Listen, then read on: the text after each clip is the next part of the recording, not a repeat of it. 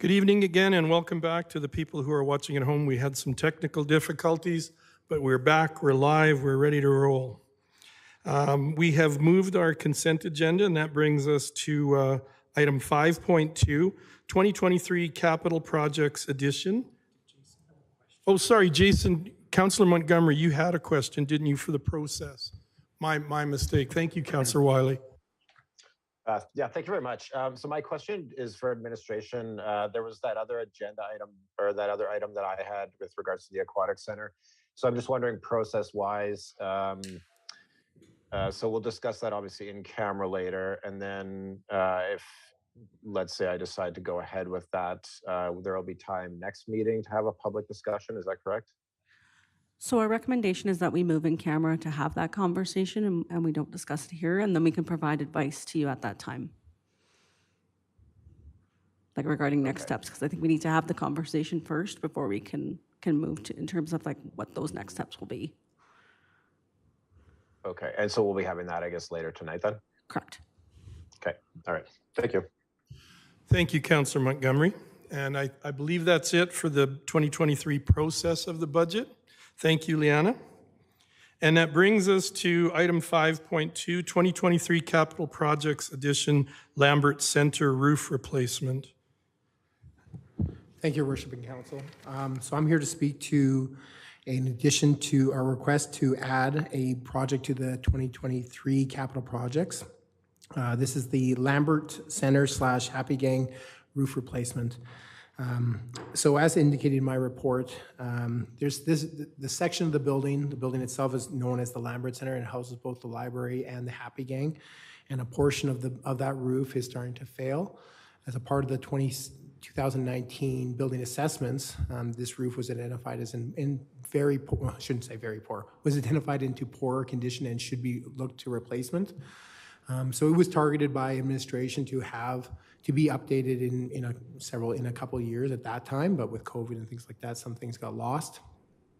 And what's necessitated this addition to the list is that we have now discovered a leak. Some water has penetrated the building over a portion of the main foyer of the Happy Gang section. So what we're hoping is that council will approve this addition to the capital project list for a fee of for a cost of approximately $50,000. If there's any questions from council, I'll be free to answer them. Thank you, Mark. Councillor Mitzner. Have you had 3 quotes?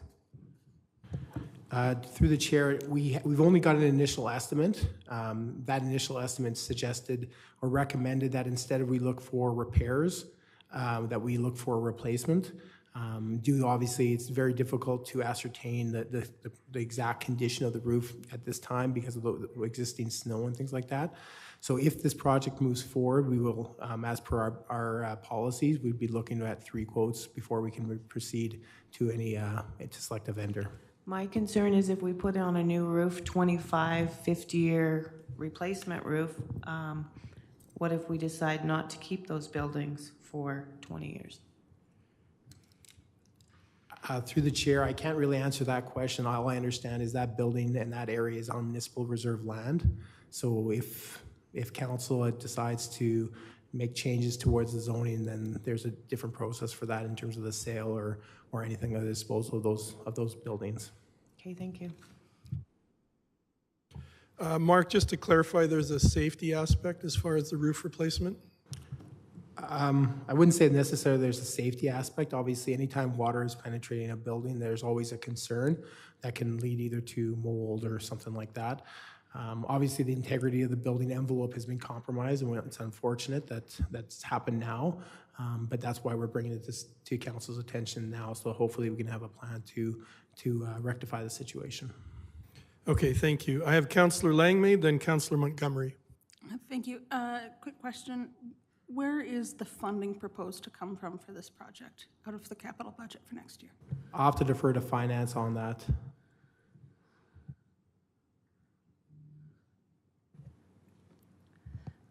Finance would recommend using one of our grants, municipal grants, so either MSI or CCBC, which used to be the former gas tax fund.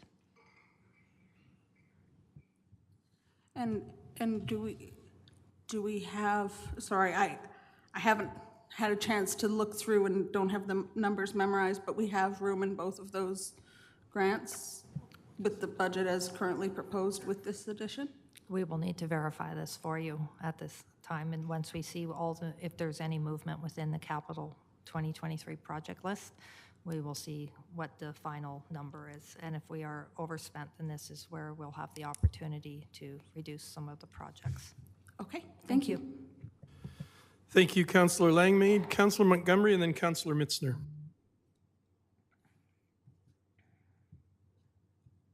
Thank you, Your Worship. My question was just like, what is the implication to the budget as far as, yeah, like, you know, how much would it add or anything like that? So that was just it. The proposed number that we received from the initial estimate was approximately $50,000. So finance can speak to the ramifications on the whole capital project. Would I be correct in saying that based on how we do on some of these other things, it would determine how much in the budget is possibly going to go to this roof replacement? Okay, thank you. Does that help, Councillor Montgomery? That we'll know more as we get through the rest of these budget items and see what we approve or remove? Yeah, yeah, that's fine. I guess we can kind of figure it out afterwards. Thank you. Okay, thank you. Councillor Mitzner and then Councillor Langmaid. Okay, so this building's 50 years old. Do you know what the life expectancy of this building is? Through the chair, based on the building assessments that was completed in 2019, the rest of the building envelope was I guess was rated or earmarked as in fair condition on a scale of 1 to 5, 5 being the worst. The rest of the building, and it's cinder block construction, so it's very well maintained. So it's about a 3. There was a renovation of that building in 2017, completed early in 2018 to add some washrooms and things like that, and no other issues were identified at that time. Can we visit or can we see what a repair cost versus a replacement cost would be, please? Through the chair, as I said, the initial estimate, when I spoke to just this one company, he estimated that a possible repair could be anywhere between $10,000, but there's no guarantee that that could solve the problem. As he kind of said, it's kind of lipstick on a pig to some degree here. Once water has entered the building, it's very difficult to ascertain exactly where it comes from. And based on the building assessment from 2019 and his recommendation, that's why we put this motion forward. Okay, thank you. Just before I go to Councillor Langmaid, a question for administration. Following Councillor Montgomery's line of questioning, are we to approve these as they come up then? Some of these situations, and if that's the case, how would we approve this if we don't know the exact amount that it's going to cost? Up to $50,000, is that what you're looking for tonight? Yes, Your Worship. That would cover, that's what the initial replacement, that's an estimate on the work that was as best as they could, considering that. Obviously, once we go to seek out, if this project is approved, then we would seek out 3 different quotes, and it could be lower, and hopefully it is. Okay, thank you. So councillors, then, if you were to vote in favor of this, you'd have to be content with the up to $50,000, and also that it could potentially be based on whether any of these other items are removed from the budget. It could mean an increase of $50,000 to the 2023 budget.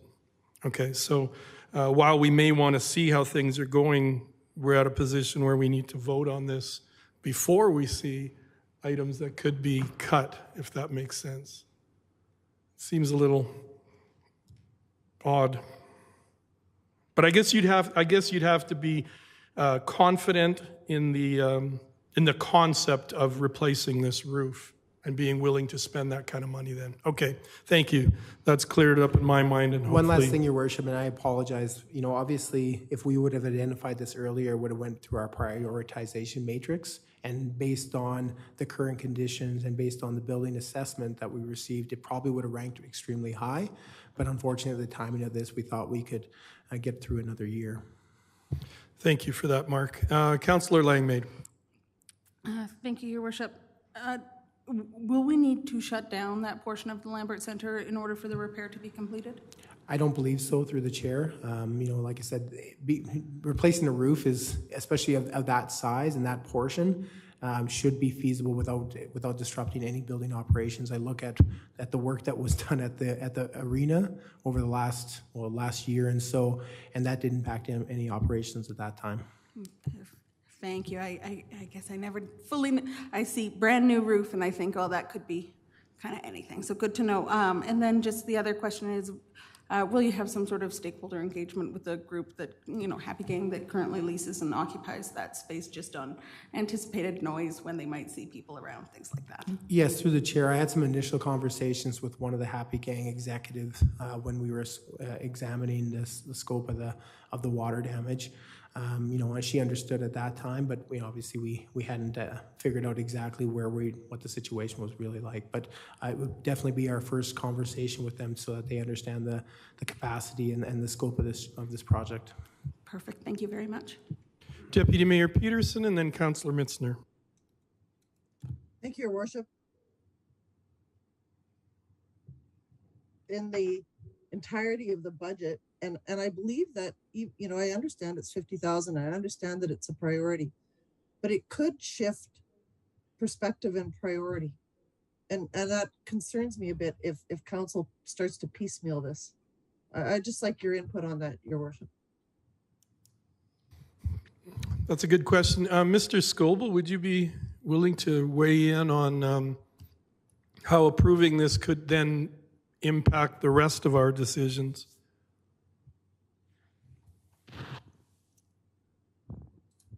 Thank you, Mayor. Sorry, I'm having a little trouble with the mute button there. Well, yeah, I mean, as you go through your debate tonight, you're going to have, I think, 10 items plus the one that was approved or left on consent. So, plus potentially this item. So each of them is a plus or a minus to the budget, depending what council decides, right? So, it's really council's prerogative, I guess, whether, at the end of the day that you're willing to accept an increase or a decrease or keeping the tax rate the same, depending on how these different items work out. So, I guess on the fly here, if you want, we could kind of give you a check-in every 3 or 4 items where you're at, based on the motions that are debated and approved by council. So, we're starting at 4.9 and 1% impact is about $140,000. So a $50,000 approval of this item or $50,000 removal of another item is, about without doing the math, seems like about 0.35% impact plus or minus.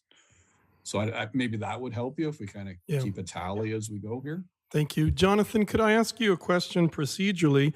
Can an item that comes up like this on an agenda, can you defer it until we go through these other items, or once it's presented, it has to be dealt with? Thank you, Your Worship. Council can defer a motion or a decision on this item until after. You can make it 5.12. You can make it until after deliberations tonight. It's up to council. Does council feel more comfortable doing that, just deferring it until we go through the other budget items? Councillor Wiley? I don't feel the need to defer it. I think this sounds like a priority, and it doesn't make any difference what we do with the other items, because this item is, as Mark said, it would have been a priority anyway. Okay, thank you.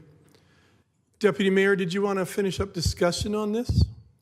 Your Worship, I'm good with either process. I'll follow the lead of Legislative Services and yourself. I'm okay as long as we can look at it in the entirety but from a discussion perspective and going back to Councillor Mitzner's comments, I think about our battle with the arena on the blue side of the arena and how many temporary fixes we made until we were in a position to, well, I guess it's still to do a more, there's a part of me that wants to see how the lipstick looks on this pig. And if it takes pressures off of other priorities in this budget, I'm definitely willing to look at a temp fix. Okay, thank you. I don't see a lot of support for deferring this item. We can carry on, I guess, as it's presented. I'll go to Councillor Mitzner. Did you want to have a comment on this? And then Councillor Langmaid. I just had a question as to the product. What's on there right now, asphalt shingle? Through the chair, it's actually an SBS. It's almost like an asphalt shingle. It's a very similar product. So can we look at other products like tin, whatever's most affordable? We can definitely explore other options. I think that SBS is the most economical material. But again, through the process, we just got, again, a quick estimate based on what we could do and just for an estimate for this report. But we definitely can explore other materials. Okay, thank you. Councillor Langmaid. Thank you, Worship. I have a procedural question for Jonathan and other members of administration, just looking for some guidance. If we are to pass these motions, these proposed motions that we're going to be discussing later on, I understand that our usual process is that once something passes or fails, you do not touch that again, and that's the end for a while. But this is a collaborative process where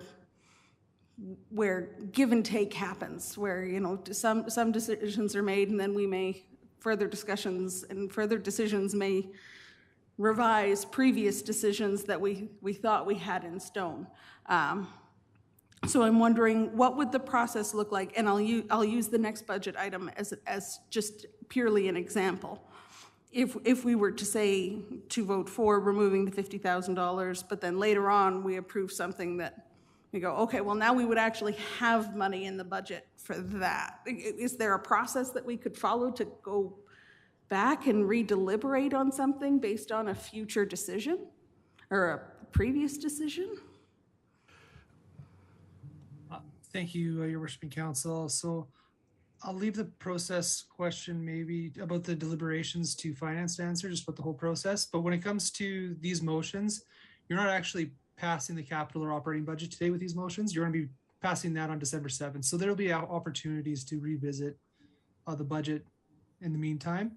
And you'll be able to see the budget that you guys are going to deliberate today brought to you holistically on December 7th to get final approval for. Okay, so the fact that, say, and again, only as an example, today we may pass a resolution saying to remove the $50,000 from the downtown revitalization strategy. On theory, on Thursday, we could come back and pass another resolution that says, never mind. Well, maybe a bit more than never mind, but basically. You could, through your worship, you could rescind the motion.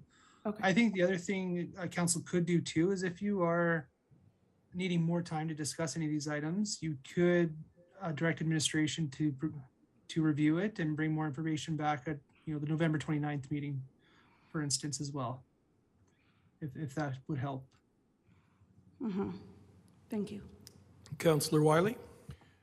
But just to clarify, couldn't we, again, just as an example, remove the downtown revitalization 50,000 and later tonight, if council were to agree to add it back in again, that a councillor could actually make a motion to add it back in?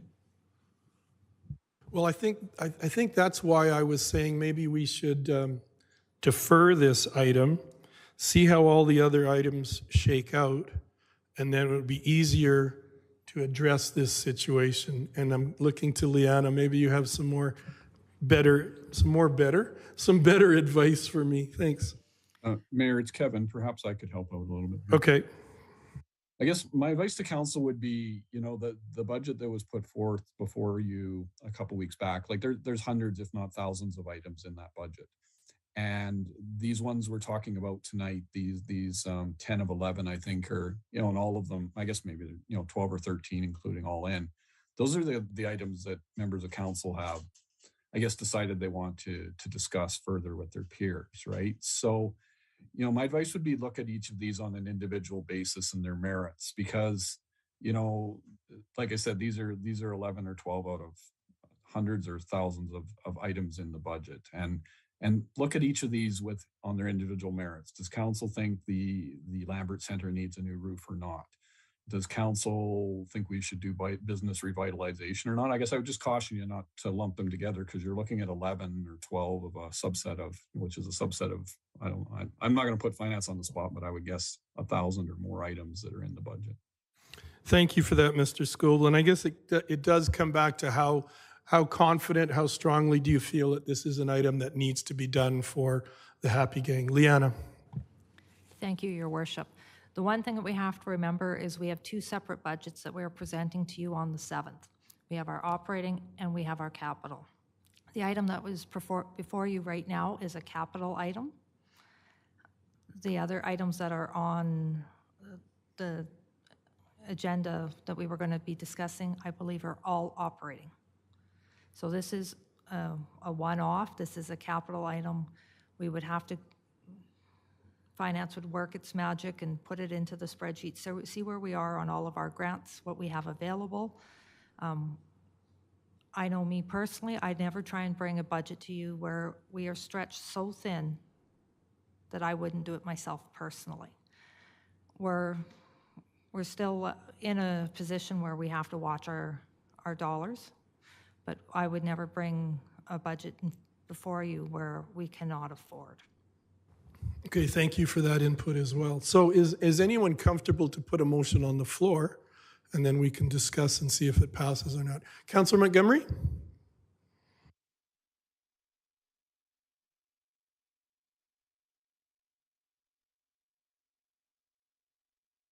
You might be muted, Councillor Montgomery. Thanks. Probably sounded better that way. So yeah, I will move that we include the council approve the addition of the Lambert Center / Happy Gang roof replacements up to the amount of $50,000 to be included in the 2023 capital projects list. And did you want to speak to your motion, Councillor Montgomery?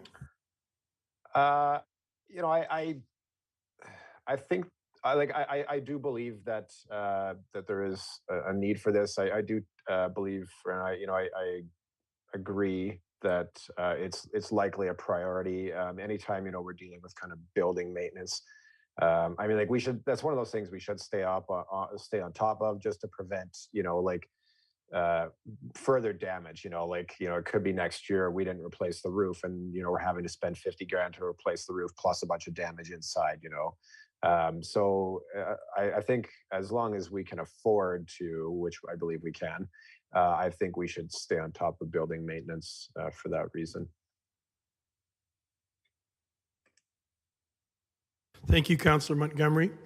Any further discussion on the motion that's on the floor? Seeing and hearing none, unless Deputy Mayor, is your hand still up, or you? Oh, it is. Okay, Deputy Mayor Peterson. Thanks, Your Worship.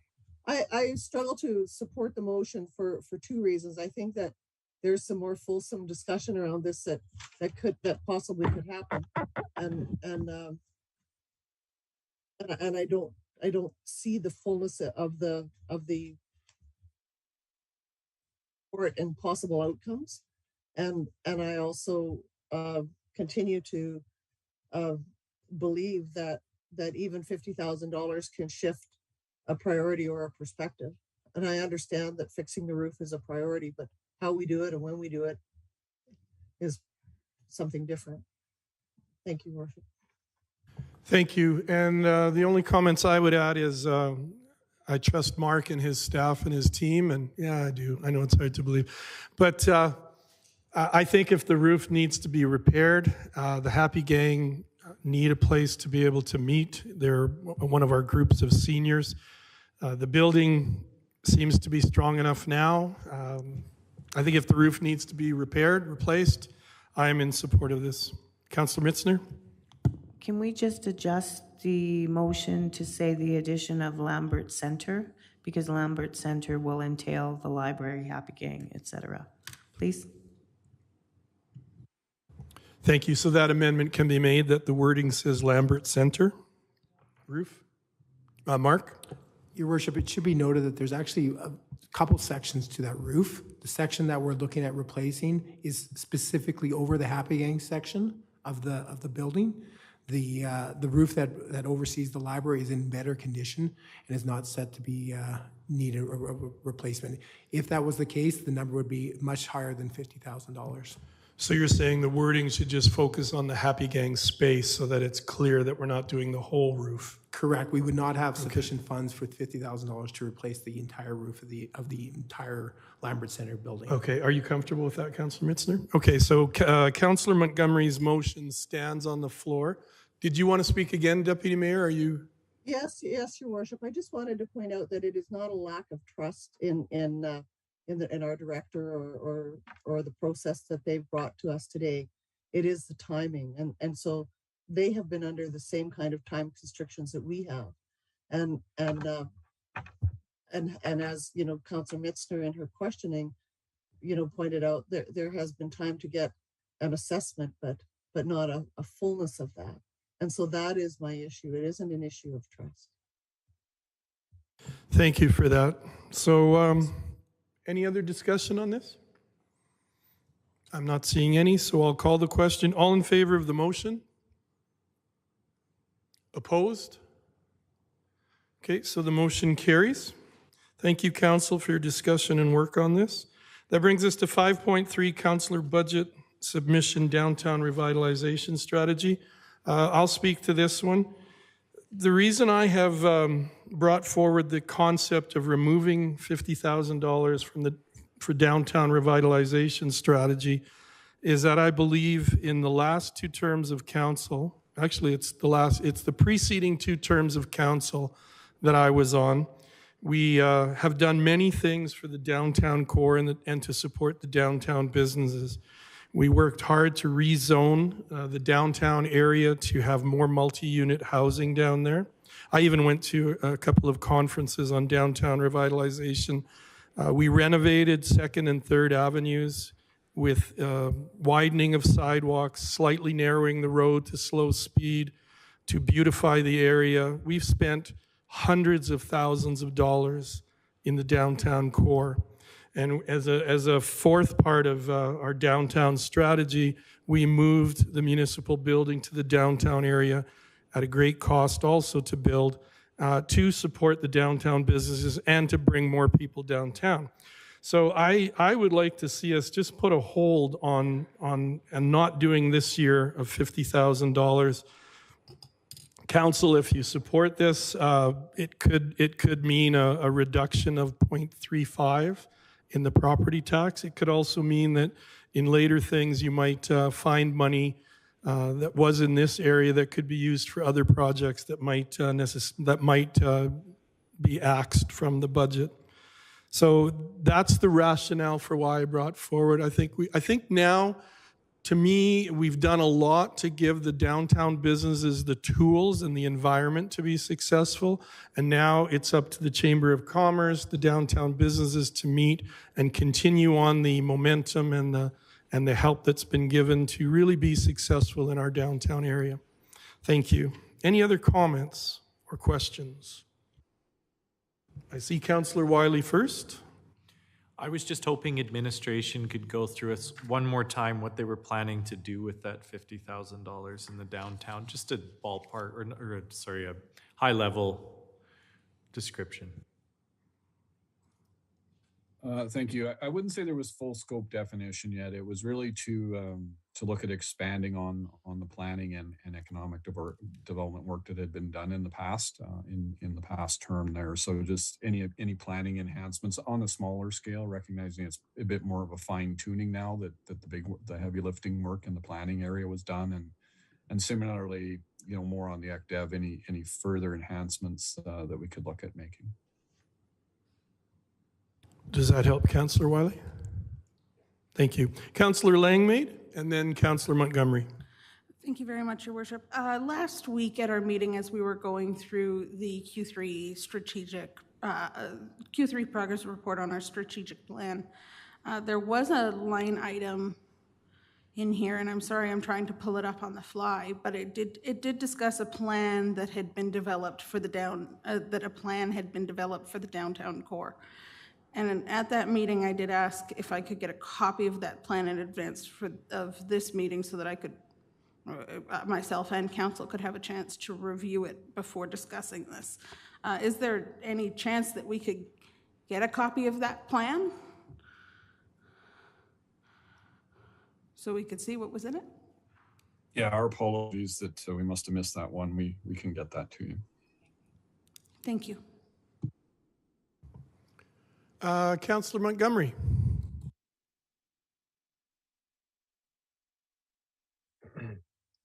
Thank you. So I personally agree with what you're doing here, Mr. Mayor. And so if you want, I can make the motion, or if you'd like to make the motion, I can step aside for that. Thank you, Councillor Montgomery. I'd appreciate it if you could put the motion so that I don't have to release the chair to Deputy Mayor because she might not give it back. Sure. I will move the council direct administration to remove the $50,000 for the downtown revitalization strategy. Thank you. So we have a motion on the floor. There can now be obviously discussion on the motion. Any further discussion on the motion? Councillor Langmaid. Thank you very much, Your Worship, and I just want to let you know that it is not anything personal or anything like that, but I'm not sure that I can support this at this time. I'm still looking for some additional information so that I can have a full understanding of what it is that I am saying no to. So at this time, I can't support the motion, but I certainly understand the reason for bringing it forward. Thank you, Councillor Langmaid. Councillor Mitzner. I echo Mayor Fuel's comments. We spent 3 years. We attended workshops. There was a lot of money invested downtown, and I think it's time for downtown to pick up the pace. Thank you. Thank you, Councillor Mitzner. Any further discussion? Seeing none, I'll call the question. All in favor of the motion? Opposed? And the motion carries. And Jonathan, do you see the vote count, or do you need me to announce that each time? Thank you, Your Worship.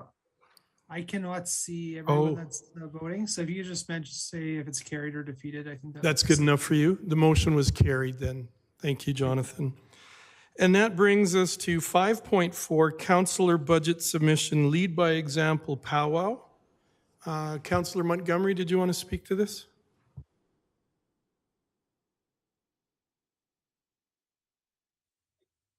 Yeah, thank you very much. So I submitted this this item, and it's for $10,000 that the town has budgeted to contribute to a powwow. That it's a memorial powwow for a Christian young man, and it's actually going to be the first iteration of it.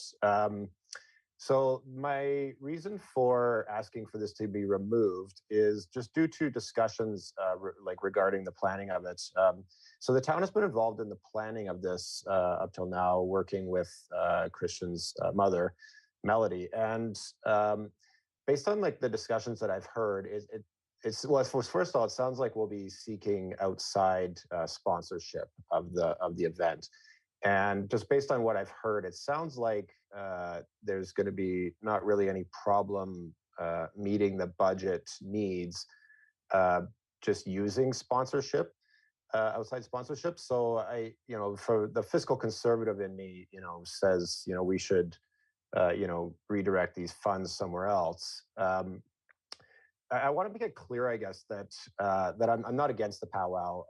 Quite the opposite. In fact, this is something that, so in my first term, that's when Christian was murdered, and since that time, we as a council, myself and you, Mr. Mayor, and Deputy Mayor Peterson, and the rest of the new councillors as well, we've been working with Siksika to.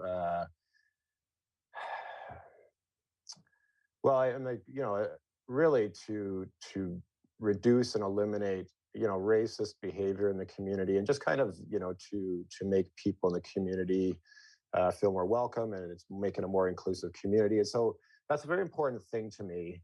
So I don't want there to be confusion about, my feelings regarding this. I think the powwow is actually a great idea, to be honest, to the point where if council is willing to remove this from the budget, I would, I'm not at all a wealthy person, but if other councillors would like to, put some money towards this, I would be willing to put some of my own money towards making up the difference if council removed this from the budget.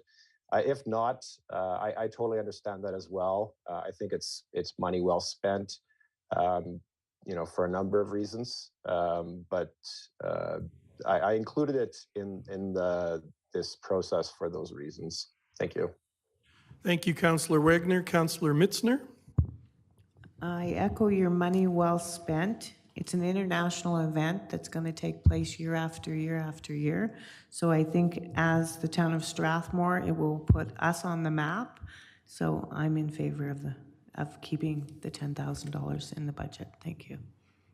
Thank you, Councillor Mitzner. Should we, I'm looking to Kara, I think you've trained me over the last year and a half. We should probably put a motion on the floor to have discussion on it. Okay.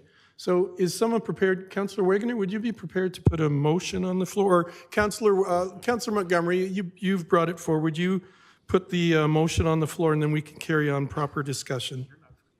Yeah, pardon me, actually. So I move the council direct administration to remove the $10,000 contribution for the Lead by Example powwow. Thank you. Thank you. And now we have a motion on the floor. Councillor Wagner, did you want to discuss or add a comment on the motion itself?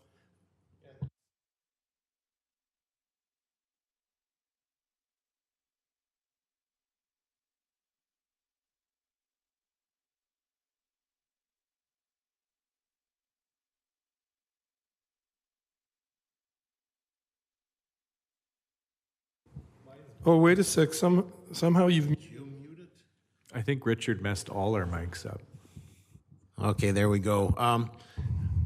Councilor Montgomery, I can see your point to this. $10,000 is money that could stay in the budget, but as Councilor Mitzner mentioned, this is an international event. There are going to be hundreds of people attending this. I think the economic spin-off is going to be great for the town. If my big thought is perception and optics. How is it going to look if we have it as a budget item, whether it was approved or however it got there, and then pull it away? That's kind of my my big thought. We are trying to work with Siksik. I think we are starting to build a relationship with them. I want to see that maintained. So for that reason, I will not be supporting the motion. Thank you, Councillor Wagner. Councillor Wiley? Oh, I think Denise was first, Councillor. Okay. Thank you. Deputy Mayor Peterson, you're first, and then Councillor Wiley. Thank you, Your Worship. Councillor Wiley is very kind.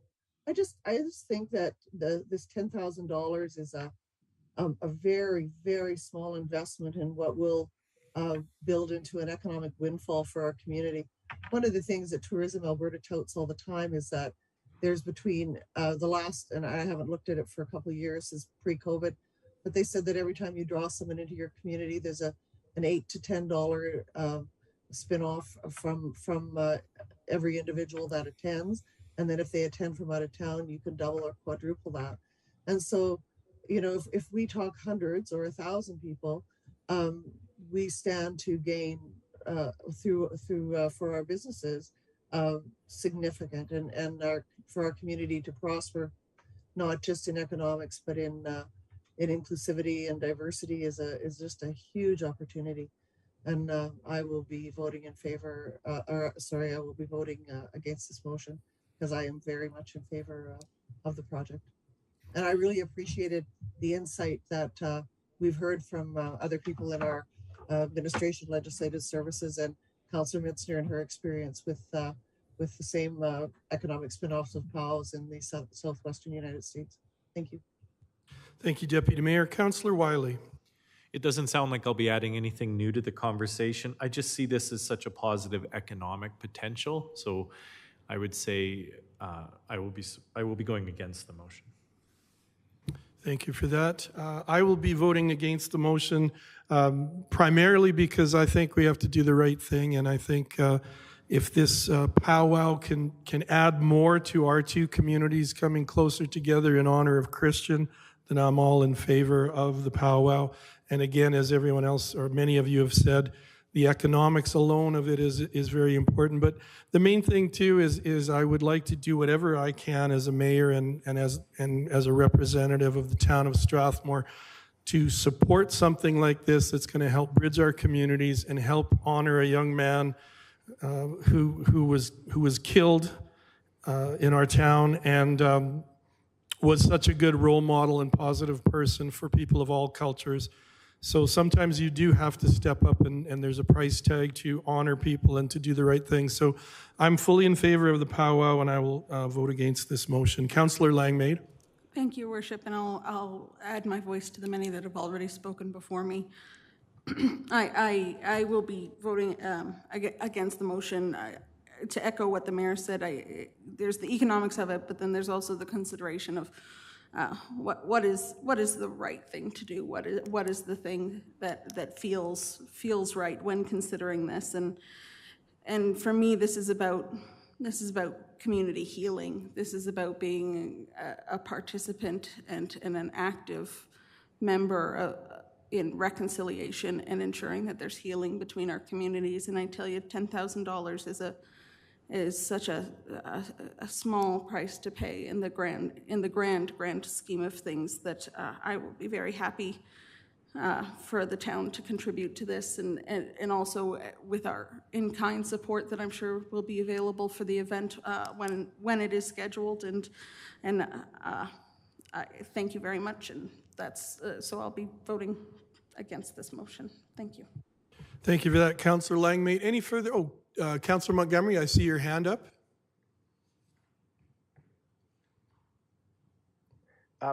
Yeah, I'll close debate. So I think everyone's made some great points. I don't disagree with any of those points that have been made.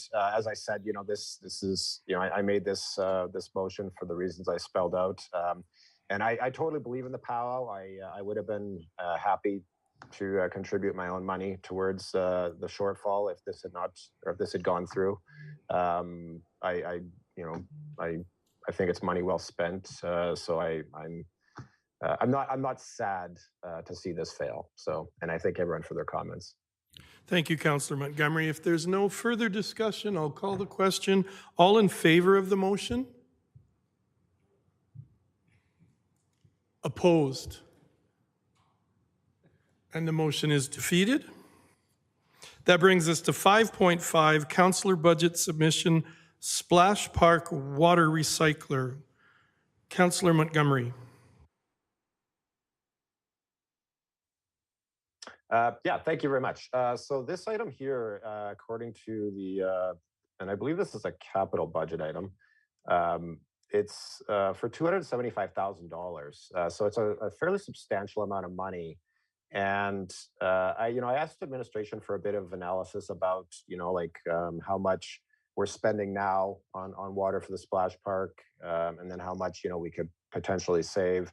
And kind of what we're looking at for ongoing costs. There's repairs, maintenance. I guarantee this thing will break down, after a handful of years and need repair. And when an administration, of course, they did a good job, providing all that information. And when I look at the numbers myself, it looks like not even accounting for kind of maintenance and repairs and whatnot, this thing will take 30 years to pay itself off, plus more maybe. And so I'm under the impression we would probably have to replace it within those 30 years. So I don't even think it would actually pay itself off. Never mind, repairs and maintenance. So for those reasons, I will make the motion. Sorry. I will move that council direct administration to remove the Splash Park water recycler from the 2023 capital budget. And so it's for the reasons I just mentioned. I think, and then don't get me wrong, I don't like the idea of, dumping all that water, potable water down the sewer system. I would prefer we recycle it, maybe even like with some sort of a tank system that we can draw off of to use for watering around town. I just don't think that this would be the best way to spend that money. And so for that reason, I have made the motion to remove it from the budget. Thank you very much. Thank you, Councillor Montgomery. Comments from council? Councillor Wiley? Sure, and I will be supporting this motion. And a big reason is because just because we're going to be cutting it from the 2023 budget doesn't mean that we won't revisit this, or as Councillor Montgomery said, that we might not look at alternate ways to save some of that potable water.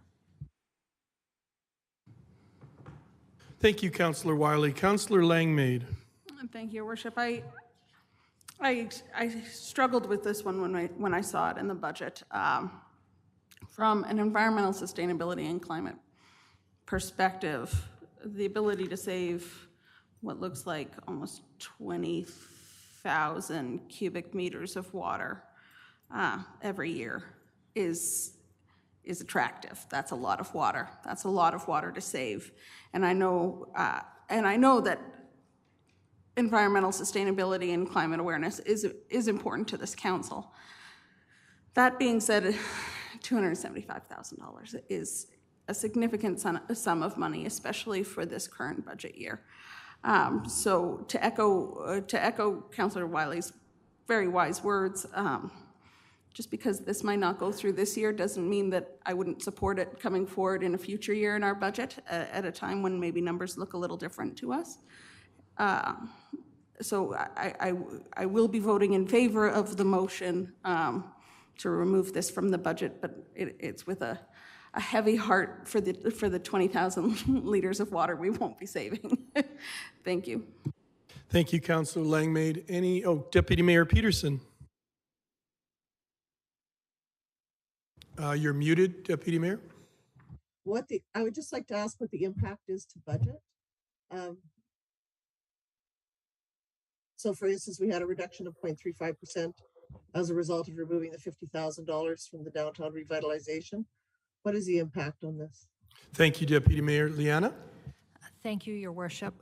This is a capital budget item, so this would have basically a deposit back into our bucket for funding other capital projects.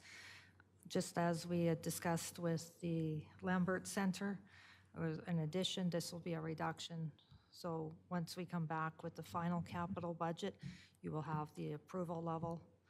I do not know the operational impacts on continuing to use the additional water and not have it recycled, but we can get back to you on that. I appreciate that, and I am in favor of this motion, Your Worship. I think that, that $275,000, we can also, there's some incredibly exciting and new technologies coming out with regards to recycling potable water and also utilization of wastewater. And I know it's not related to this, but it may also be something that we want to look at where we would choose to put this funding into the future. So I appreciate the sentiment and will support the motion.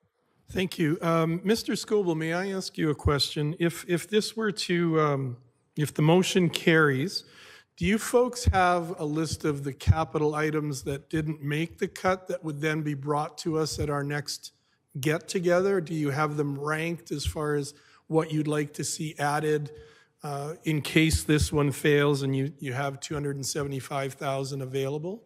How will that work as far as other capital projects items? Thank you, Mayor. Yes, we do have a prioritized list. I can't recall off the top of my head if it was in the budget package or not, but we have prioritized. I mean, at the end of the day, we can provide you with that list. I'm not sure that we would make any recommendations to fund anything in lieu of this, but we'd have to take a look at that off the top of my head. But, at the same time, ultimately it's council's call whether you want to not spend this money or use it for other purposes if you don't pursue the water recycling here. Okay, thank you. And that'll come to us at a coming meeting then? Yeah, like I said, I can't remember if it's in the budget package or not. I mean, we can circulate it in advance. And okay. Thank you very much. Or if a council member saw something on the list they wanted to put forth, they by all means they could. Okay, thank you. Councillor Langmaid. Speaking of councillors that might have seen something on the list that they want to put forward. If the motion to remove the Splash Park water recycler from the capital budget occurs, there are 5 current proposed capital projects being funded by our fiscal stabilization reserve for an amount of $116,000. In one of the business information requests that I submitted, that council also received the response to, I learned that we are actually making in the end, the net change to our fiscal stabilization reserve at the end of the year will actually be negative $16,000, despite us budget transferring $100,000 in there, and that concerns me. Just knowing that we do have the current goal of pumping up those reserves, I'm going to propose an amendment to the motion that's on the floor. And maybe if Ledge Services, I will do my best with this, but help me out here if I get it wrong. So the current motion is that council direct administration to remove the Splash Park water recycler from the 2023 capital budget, and that council direct administration to fund the 5 budget items proposed to be, to use that additional money basically instead of using the fiscal stabilization reserve. So you take that money and then that would, so 275 minus 116 would be whatever we have remaining. But with the idea that would. So are you thinking you would offset what would, or to increase what? Someone's wiggling their finger at me, Thank you. maybe. I'm Tom. Tom. Hi, Tom. Hi. The reason why you have them come from the capital stabilization reserve is because they don't meet the requirements of the MSI or the CCBF fuel tax grants. So they had to come from some other funding source, and that was the only other available funding source since we have limited dollars in reserves at the moment. So that was about the only funding source we could pull them from because of the nature of their dollar amount. They didn't meet the threshold for the MSI or the CCBF grants, so we needed to fund them from another source. Okay, that's understood. So does that impact what I'm proposing then? Would we not be able to offset with that? No, the only other funding source that we'd have for those 5 projects would be from, say, our capital reserves, and whether we pull them from capital reserves or from the financial stabilization reserve, it basically has the same impact one way or the other because it's coming from our reserve balances. So, so really, because we can't use them, we can't use grant funding for those because they don't meet the thresholds or qualify. So they have to just come from our internal financial stabilization reserve, or they need to come from another capital reserve, which we have few options for. Okay. Good idea, but. So in that case, so this was going to be completely funded by grants then? Yeah, this project would have been funded from one of the grant programs. So scrapping this project doesn't actually save us any money?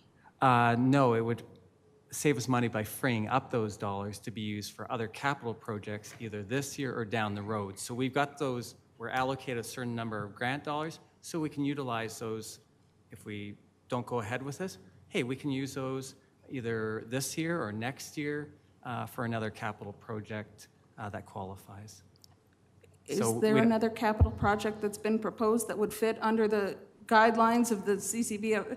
I guess I'm just trying to get an understanding. I understand that we could reuse that money later on, but really for another project, do we have other projects? As Kevin said, Council has a list of capital projects from 2023 all the way to 2028 and some beyond that.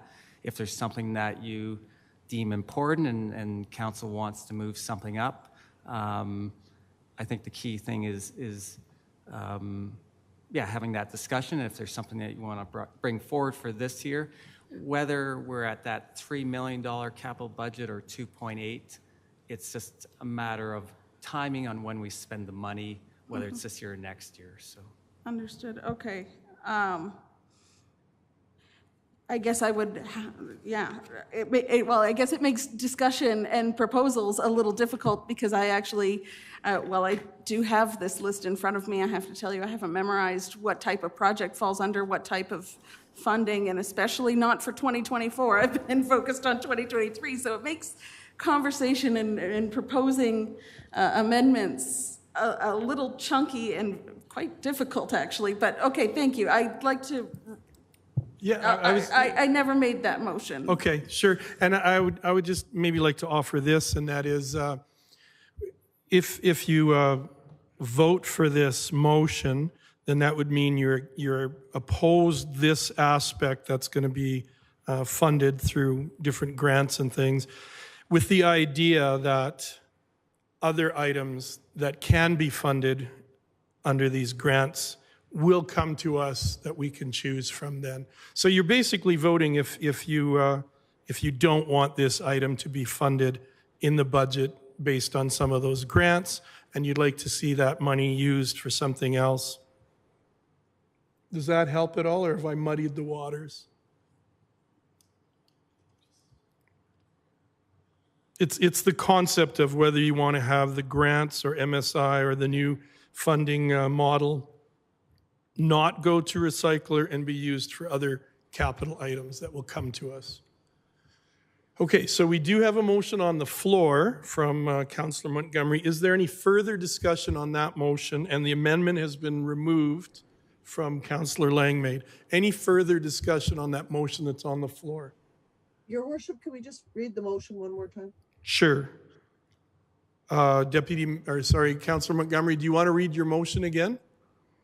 Yeah, absolutely. So I will move that council direct administration to remove the Splash Park water recycler from the 2023 capital budget. All good, Deputy Mayor? Thank you, Your Worship. Okay, thank you. So we have a motion on the floor. I will call the question now. All in favor? And the motion is carried, Jonathan. That brings us to 5.6, Councillor Budget Submission, Outdoor Fitness Equipment, Councillor Montgomery.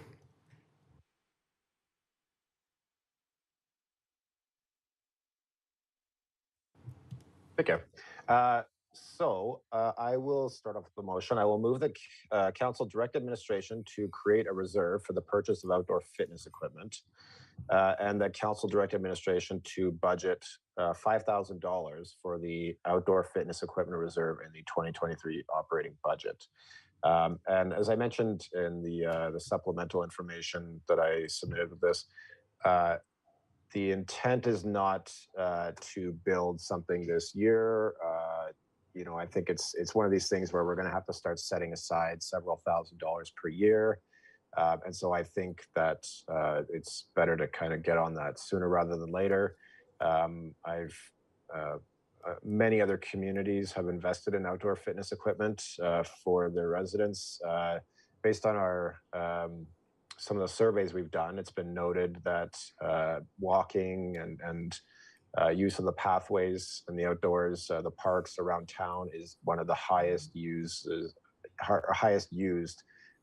amenities, and especially by independent people. We give a lot of focus on teams, say like minor hockey or the swim team. We contribute a lot of subsidization towards those programs. But it turns out that there's actually, thousands of people that are using our pathways and whatnot and parks. And this would be a good way to provide those people with some other outdoor fitness options. And, had we had something like this during COVID, actually, people, while they were kind of locked out of, things like gyms and whatnot, people could have been using outdoor fitness equipment. So it's a good investment for a number of reasons. Thank you very much. Thank you, Councillor Montgomery. Now that we have a motion on the floor, discussion, Councillor Mitzner. I'm going to vote in favor of this motion, but I'd like to take it a step further. In other communities, there's corporations and service clubs, and we can collaborate, and if there's 12 stations, you can have 12 sponsors. So it isn't any money out of the town's pocket, other than the $5,000, like to actually prep the site for the equipment when it's delivered. So I believe we're large enough, there's enough community support that we can complete this park without taxpayers' money. Thank you. Thank you, Councillor Mitzner. Further discussion, Deputy Mayor Peterson? Thank you, Your Worship. I really like the idea of outdoor equipment, especially because so much of it can be inclusive, and it can work for persons with disabilities. It can work for seniors and people of all ages. And I think for that reason, it's really great. But one of the things that really comes to, and I support the motion, but I'd like to direct this to Director Pretzloff, because when a former recreation director, when we did the rec master plan, we talked about outdoor fitness equipment. And I remember her and the consultant standing before council talking about Edmonton and Beaumont and other communities. I just don't, and I looked for the information, but I don't have it, where they said that that equipment was not well used. There was data that wasn't supportive of it. But I guess I would like to know that that's no longer the case, that these are well accepted practices and well used. And I know that Mayor, I know that you and Councillor Montgomery were just recently at a recreation conference. So if there's new information or different information from what was presented to us on the inception of that rec master plan, I'd really like to hear it. Thank you, Deputy Mayor. Councillor Montgomery and then Councillor Wiley. Thank you. And yeah, thank you very much for that question. So what you're probably thinking of and what they're referring to is the equipment that you see in some communities where, you kind of sit on a chair and you're sitting there, pushing something or pulling something. And those are very limited, practical use, unfortunately. If you're in bad shape, you can't use those things, and if you're in good shape, they basically do nothing for you. What I'm referring to is more along the lines of what is called a calisthenics park, and so there's no moving parts generally. It looks more like a playground or playground equipment. It's great because it can be used by anyone from a small child to even a senior citizen with limited mobility. All they're basically doing is grabbing onto a bar and moving their body around, and so it's I mean, if you look up, calisthenics parks on the internet, you'll see you can, they're usable by anybody. There's no maintenance. Like I said, there's no moving parts. And so it's a good investment. And yeah, it can be used by almost anybody to great effect if they know what they're doing. Thank you. Thank you, Councillor Montgomery. Councillor Wiley. Hi, I will not be supporting the motion. I think, firstly, 5,000 is not going to be close to enough. I think a typical playground play structure is about $40,000. Instead, I would prefer this came back to us as a report from administration, exploring what this cost would be, and maybe like Councillor Mitzner was saying, how we could encourage corporate sponsorship. So at this time, I'm not prepared for this to support this motion. Thank you, Councillor Wiley. Councillor Langmaid. Thank you, Your Worship. At this moment of time, I'm not prepared to support this motion, but I like the idea of it. I like the idea behind it. I like the idea that we're creating a reserve for things like this that involve outdoor recreation. I like the idea. I think I'd like to see this come back for further discussion, but perhaps with a broader focus instead of just outdoor fitness equipment, perhaps. A broader focus on parks and recreation, or even just outdoor recreation, so that we have some flexibility in potential for this as the years go by. I like the idea of it. I think it needs to be a bit wider. So I won't be voting in favor of it this evening, but I can understand and appreciate the direction from where it came. Thank you, Councillor Langmaid. Councillor Wegener. Yeah, thank you. With this, I do like the idea of the calisthenics park. I just looked it up took a look at it on the internet. I do agree with Councillor Wiley, though. I don't know if 5,000 will be enough, but I still will support this because I think 5,000 is going to give us a start if we can, if there is corporate donation, or at least piece it together over the course of a period of time. But I do think this is a good idea, and it does look good for outdoor activity, promoting and health and well-being. So I will stick with that and support this motion. Thank you, Councillor Wagoner. Councillor Montgomery? Thank you. And I'll hopefully I can kind of win back a couple of votes here. But just for Councillor Wiley, for your point, yeah, $5,000 isn't enough. These things generally cost in the $40,000 to $50,000 range. This is just to get the ball rolling, essentially, because we don't, rather than coming to council and be like, hey, I need $40,000 or $50,000. It's a bit easier. But also, as Councillor Mitzner mentioned, like one of my goals is to basically to go out and try to get businesses to contribute, match funds, or even exceed whatever we're contributing. I'm happy with leaving it as small as possible from the town's point of view. Even just the town contributing land. And I see this is one of these things, actually, funny enough, where people travel actually to go, visit these types of things. So it's a good investment for a number of reasons. But yeah, this is basically kind of just to get the ball rolling. And then I would certainly be willing and I'm interested in going out and getting corporate sponsors to help cover the majority of the cost, actually. So if that helps at all. And then, yeah, to your point, Councillor Lang made. So the town actually did at one point do a bit of an analysis about a number of recreation options, including outdoor recreation. And so it would probably be worth, I would still like to do this, I guess, kind of separate to that. But there is a number of options that we have looked at. And so I think it'd be good to have administration bring that back to us so we can review it again. So thank you very much. Thank you. I will support the motion. I think it helps start the reserve. It's a step in the right direction, and other things can happen. Other reports can come to us while the 5,000 is waiting in that reserve. The other thing I like is that this motion and this concept fits really well into the concept of wellness in our community, which is in our strategic plan. So I will be supporting this motion. Is there any further discussion on this? Seeing none, I'll call the question. All in favor? And opposed? And the motion carries. Thank you, everyone, for the discussion. That brings us to our next item, Councillor Budget Submission Community Grants. And Jonathan, if I can turn to you just for some procedural help. Is it best to look at this as almost a mini consent agenda where the whole thing would be voted on as it's presented?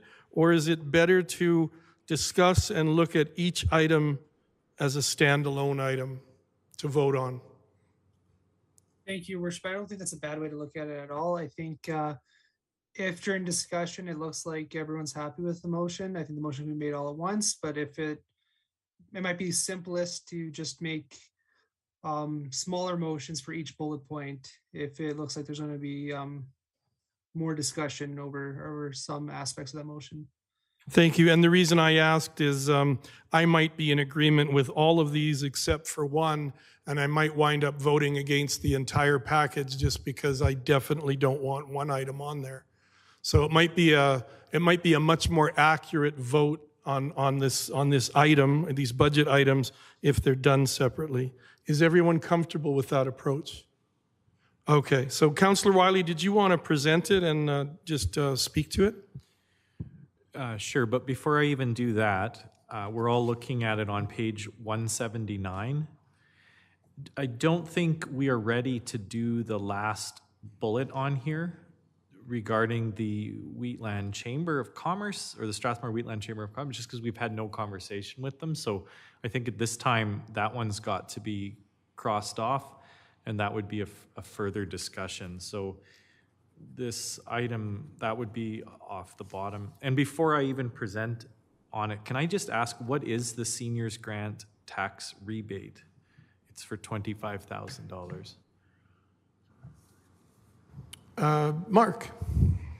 I'll actually defer to Catherine Walsh on this one. She can speak to the specifics, but it's a grant that that any senior resident of Strathmore can apply for, and based on their income status, then they would get a rebate off their taxes.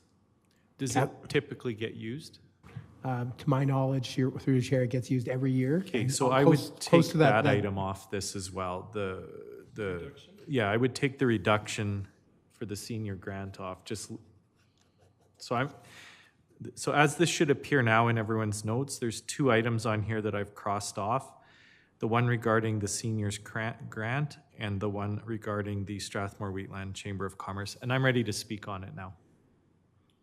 Okay, thank you. Okay, so the vision I had here is that we would ultimately increase the town's contribution to the community improvement program and set up a system where these different community groups are going to look at SIP funding first before they come to the municipality. So my vision was ultimately to start phasing out some of these ultimately and take that money then directly into the SIP program. So if a community organization has a really good idea, instead of coming before council, they would go through this process that we've put in place with the SIP funding, which I think is quite excellent.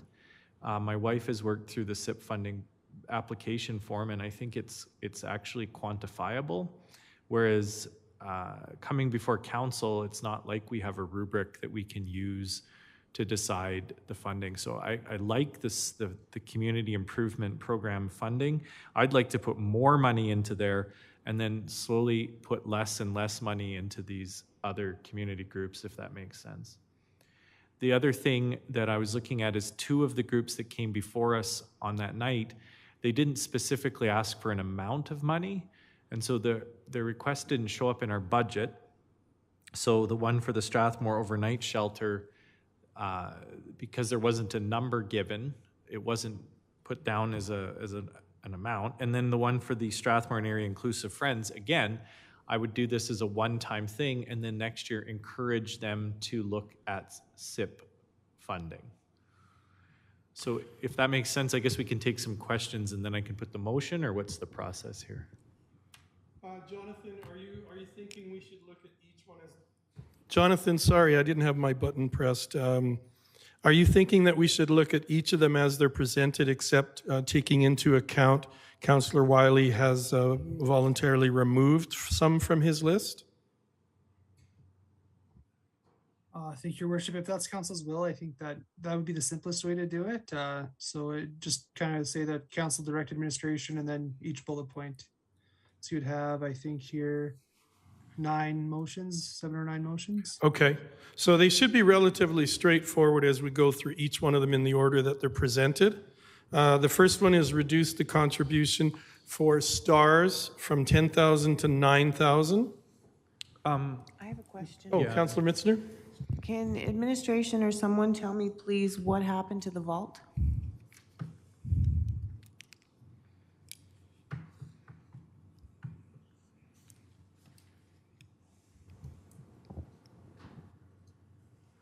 Mr. Scoble or Mark? Through your worship, I don't believe they actually asked for a specific dollar amount, as Councillor Wiley noted. Some of the groups didn't officially ask for one. My conversations with them is that they were looking for, I think, a couple things. One, some funding amounts to pay for a full-time staff member or a partial staff member. I don't recall the specifics. They were also looking for, I'll phrase it as a new lease on the building space as well. Right now we have an existing MOU or a member of understanding, whereas they would that expires at the end of this calendar year. So they didn't specifically state that in their presentation, but during conversations that the administration has had with them, I think it's of note that they may need to ask that specific amount, or a specific ask, I should say. Thank you. Thank you for that clarification. So the first item, Councillor Wiley, STARS reduction from 10,000 to 9,000. Did you want to speak to that? But also, I wouldn't mind if it's okay with the council to begin with the last item to increase the contribution to the SIP, because I think that, I'm not sure how to go about this, because if we're not in favor of that general idea, then I don't think we would go through and cut a lot of these items either. So is there, I'm not sure what order we would do here. I guess if we see the trend where we all start cutting, then I guess we're in favor of, I assume, gonna add it to SIP. So maybe the order is the best. Yeah, I think if we do that, it would give us a definite, well, this is going to come back to us, as Leanna said, that, we can make changes to this and then it'll come back, because this is not the final thing. It'll come back to us with your calculations based on our decisions tonight. That is correct. Thank you. Okay, so I guess we're looking at the concept of reducing the contribution for STARS from 10,000 to 9,000. Okay, so do I go to motions? Yes, I believe so. All right, so that council direct administration to amend the budgeted community grants and budget items to reduce the contribution for STARS from 10,000 to 9,000. And did you want to speak to that motion? No. Thank you. Is there discussion on the motion? My only thing is I have a difficulty when I know how important STARS is in our community, and we've seen how many responses they've had to things on the highway and in our county for our county neighbors, as well as Strathmore residents. We know the Trans-Canada goes right through our town and continues on into our county. I have difficulty reducing that contribution because I believe so strongly in STARS. So I'll go to Deputy Mayor and then Councillor Montgomery. Thank you, Your Worship. If we had additional funding available in our budget, I would definitely seek to increase funding for STARS as a community on the number 1 highway on the 817 and in proximity to the number 9 and the 21. Our community members are a great risk, and that's why the data shows the way it did in the presentation that was offered by STARS. We've cut our funding to STARS in recent years because of crushes on budgets, so I'm not in favor of cutting it any further. One of the things I'd also like to encourage this council to think about in the future, I really believe that, when we had the conversation when STARS was before us about lobbying through RMA and Munis, that STARS is really an integral part now of Alberta Health Services, and that our future efforts should definitely be shoulder to that wheel where we encourage STARS to be recognized as that integral part of our overall health system. But Your Worship, I won't be voting in favor of this motion. Thank you, Deputy Mayor. Councillor Mitzner, then Councillor Wegener, then Councillor Langmaid. Oh, Councillor Montgomery, then Langmaid, then Wegener. Thank you. I echo everything that Councillor Peterson said. This is, fortunately, I've never had to make use of this, or anybody in my family, but I'm glad that it's there for our community, and it's something that. It is kind of strange how it's funded now, but I would personally like to see it remain or even increase, just to ensure that it's sustainable and there for anybody that needs it. Thank you.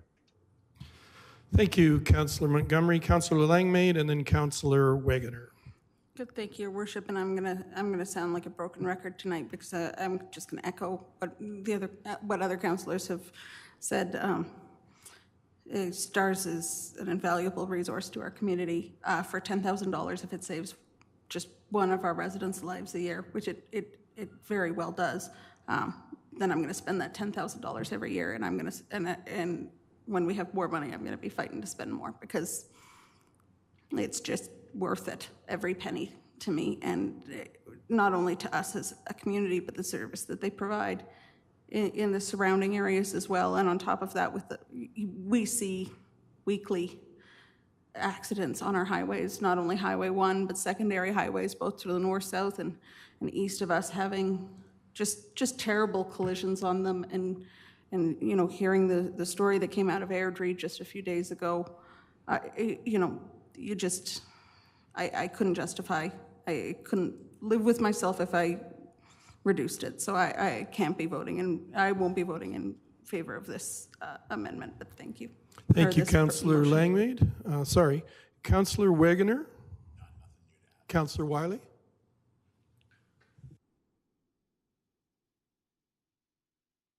Okay, seeing no further discussion, I'll call the question on the motion to reduce. All in favor? All opposed? And the motion to reduce the contribution from 10,000 to 9,000 is defeated. And Liana, you're keeping a running total as you go through? Nice, thank you. All right, we move on to the next one, Councillor Wiley. That council direct administration to amend the budgeted community grants as follows: reduce the contribution for communities in Bloom from 5,000 to 2,500. This justification makes a lot more sense to me than the previous one, which I was happy to see voted down. This is, again, I'm not suggesting that communities in Bloom should not be receiving money from the municipality. I'm suggesting that it should eventually be phased out and go through the SIP program. Okay, thank you. And thank you for that clarification, because I better understand your train of thought now. Thank you. Other comments from people, from councillors? Seeing none. While I understand how we could be improving or increasing SIP, I really want to stay with the funding for communities in Bloom and guarantee that their success is going to continue. Their efforts and the efforts of our staff and our operations team and Donna and her group has resulted in two awards where we won 5 Blooms, which is a pretty prestigious thing in the world of horticulture and beautification of towns. The benefits of having a beautiful town with a lot of greenery. I think we've seen Strathmore move from a little town that didn't have a lot of trees and flowers and shrubs and things to one that's really become quite beautiful. I would be voting against this motion. Any other comments? Deputy Mayor? Thank you, Your Worship. One of the things that Community in Bloom that makes it even more critical today than it's ever been is in a time of intense food insecurity that we're seeing across this community. The communities in Bloom have, with their community gardens projects and their edible gardens and their edible trees open to everybody in the community, those things are starting to matter more and more.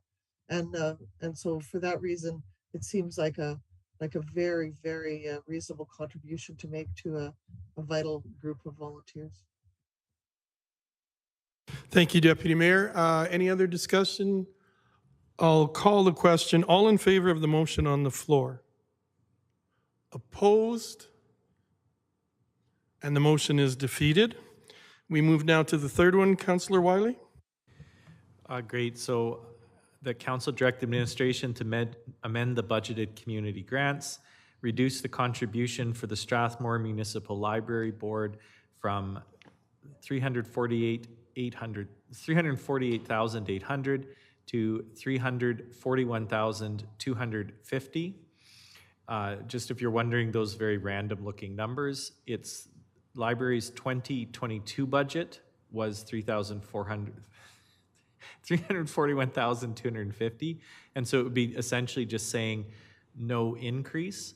And then again, if the Strathmore Municipal Library had something, a one-off that they would like to apply for, they could go through the SIP funding. Thank you for that. We have a motion on the floor, so discussion.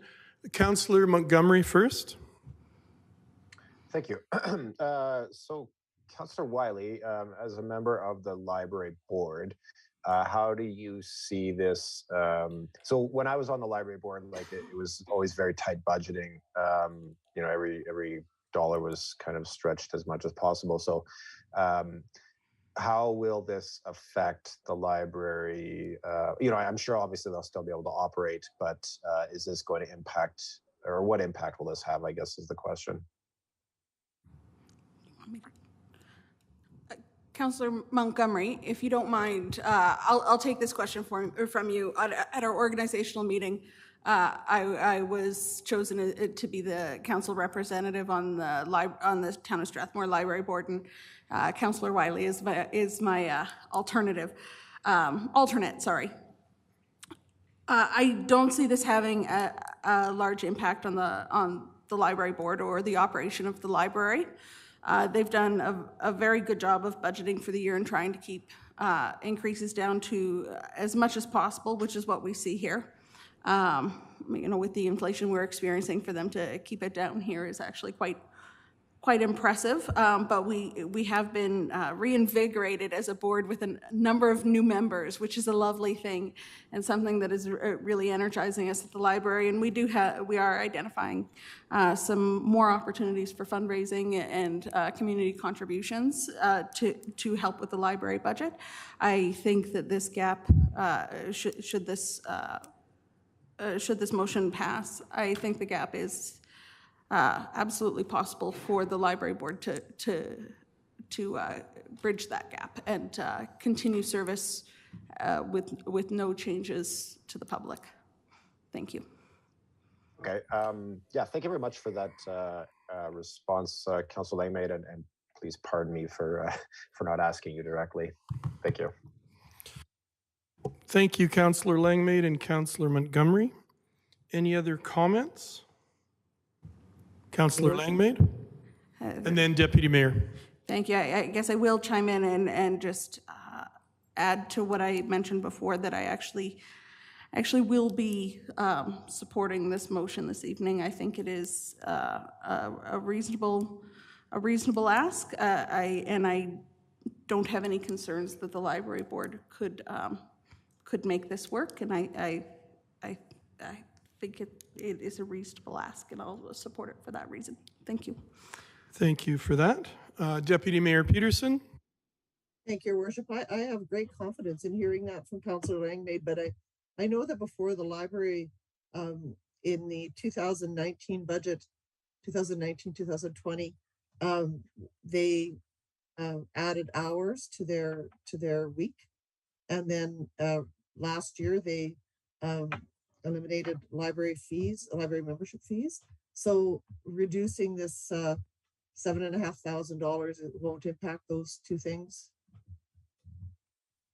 I'm sorry, could you repeat the two specific things that you're asking about? The two specific things, Councillor Langmaid, were related to pressures that were indicated before our council in the 2021 budget, and that was that they had expanded the hours of operation of the library, and that was in that increase, that was the reason for that, and then last year removing the library fees membership.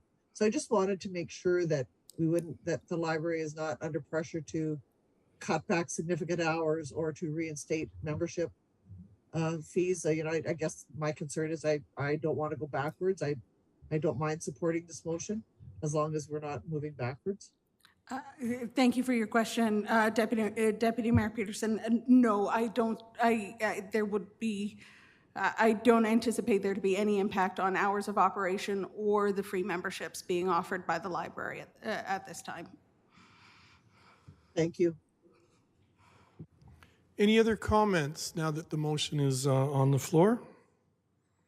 Seeing none, the motion is to reduce the contribution. All in favor? And opposed? And the motion is carried.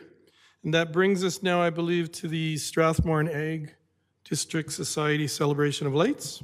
No, not quite yet. So, the County Christmas Hamper Society, sorry. The next one is that Council direct administration to amend the budgeted community grants to reduce the contribution for the Strathmore and Wheatland County Christmas Hamper Society from $5,000 to $2,500.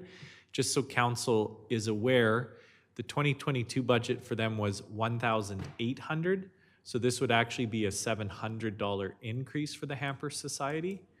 And by making this reduction, I know we were asked to look at each item separately, But there's so many community groups that are in need, and by making this reduction, it would actually pay for 2 community groups further down the page to also receive some help. And thirdly, the reason I think we should do this is, I'm just going to repeat this, that it's not that I'm against the Hamper Society from having this money. I think they're an excellent group, but eventually I'd like to phase out that they're coming before council for money and instead going through the SIP program. So in the 2024 budget, I'd be looking to bring that number to 0 and continue to increase our SIP funding and get these groups to go through that process. Thank you. And Councillor Wiley, there was a time on one of my council terms where there was a committee that would sit and meet on divvying out money to different groups. So that could herald in that change back to that kind of an approach. Okay, for Councillor Mitzner. Are we privileged to know what the Wheatland County donates? No? Top secret? Through the chair, no, we would have to make that request through the Christmas Hamper Society. Like I said, we're not privy to their financial statements. So if there's a contribution from Wheatland County, we'd have to request that through them if they could provide that. Okay, thank you. Your worship, it was in public 2 meetings ago, because I do know that they gave the Western District Historic Society $8,500 and challenged us to do the same. So I think it's public. Okay, so you think that the Wheatland, Strathmore and Wheatland County Christmas Hamper donation is public? Yes, yeah. Okay, thank you. Councillor Wagoner? First of all, Councillor Wiley, you brought some good facts to us. You've done your homework in that. I just look at the Wheatland County, Strathmore and Wheatland County Christmas Hamper Society. Right now, I think things are as tough as we've seen in a long time. There's a lot of vulnerable people out there who are hurting. If we could make Christmas a little better for them, and from what I understand from talking to the executive director of the food bank, during this season, the Strathmore and Wheatland County Christmas Hamper kind of takes over some of their, I guess, accentuates a little bit what the food bank is doing. It's a tough one for me, but I don't think I can support this, but I do appreciate all the work that you did looking into this, and it was very well done, very informative, and thank you for that. I just had a question. Councillor Wiley, you've obviously looked into it. So we had allocated $5,000 in the past, and they didn't use that much money. They didn't need that much money. Is that the case? Through the chair, Your Worship, I can't speak to what they utilized or not, but previous budgets always contained a $5,000 contribution. Obviously, during COVID and things like that, I don't recall if that was actually paid out. I'd have to double check our financials, but that was previous budgets all contained that. Kara has confirmed me that it was. We did contribute during all those times for $5,000, but as that was budgeted through council. Okay, Councillor Wiley? Yeah, sorry, after all your compliments, I misspoke. So the 2022 budget had the Hamper Society at $5,000, but on page 44 of our notes, it says that for 2023, they requested $1,825.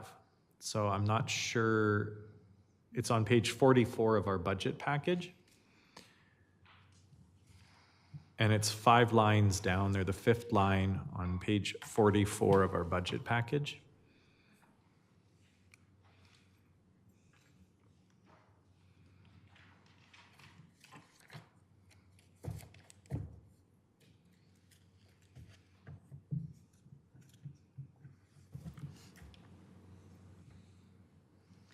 Through the chair, they had only requested the $1,825 for 2023. Okay. Thank you. Okay, that makes sense too. And you explained that at the start as well, and I see it now and I understand it far better. Any further discussion? Oh, sorry, Deputy Mayor and then Councillor Montgomery.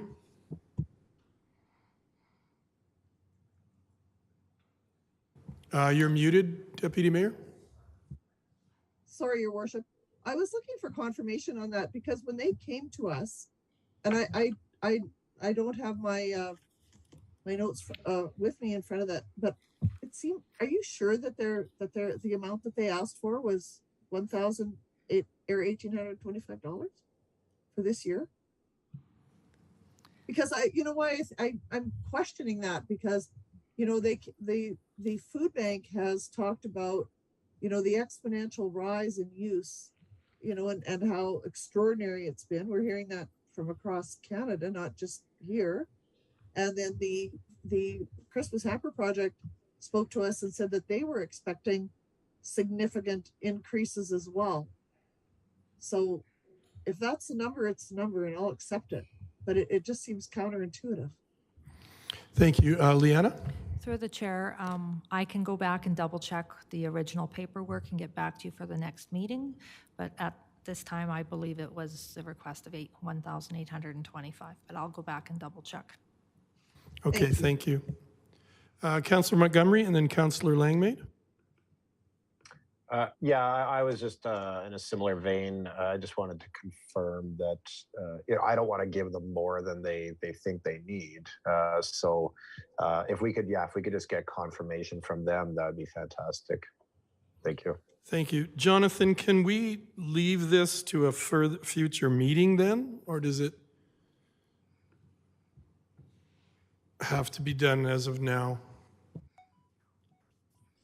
Thank you, Your Worship. No, council can defer this item or direct administration to bring more information to a future meeting. So I think maybe November 29th or Okay. whichever. And that would have to be an emotion, Jonathan and Care? Okay, so is anyone interested in doing that kind of a motion on this item?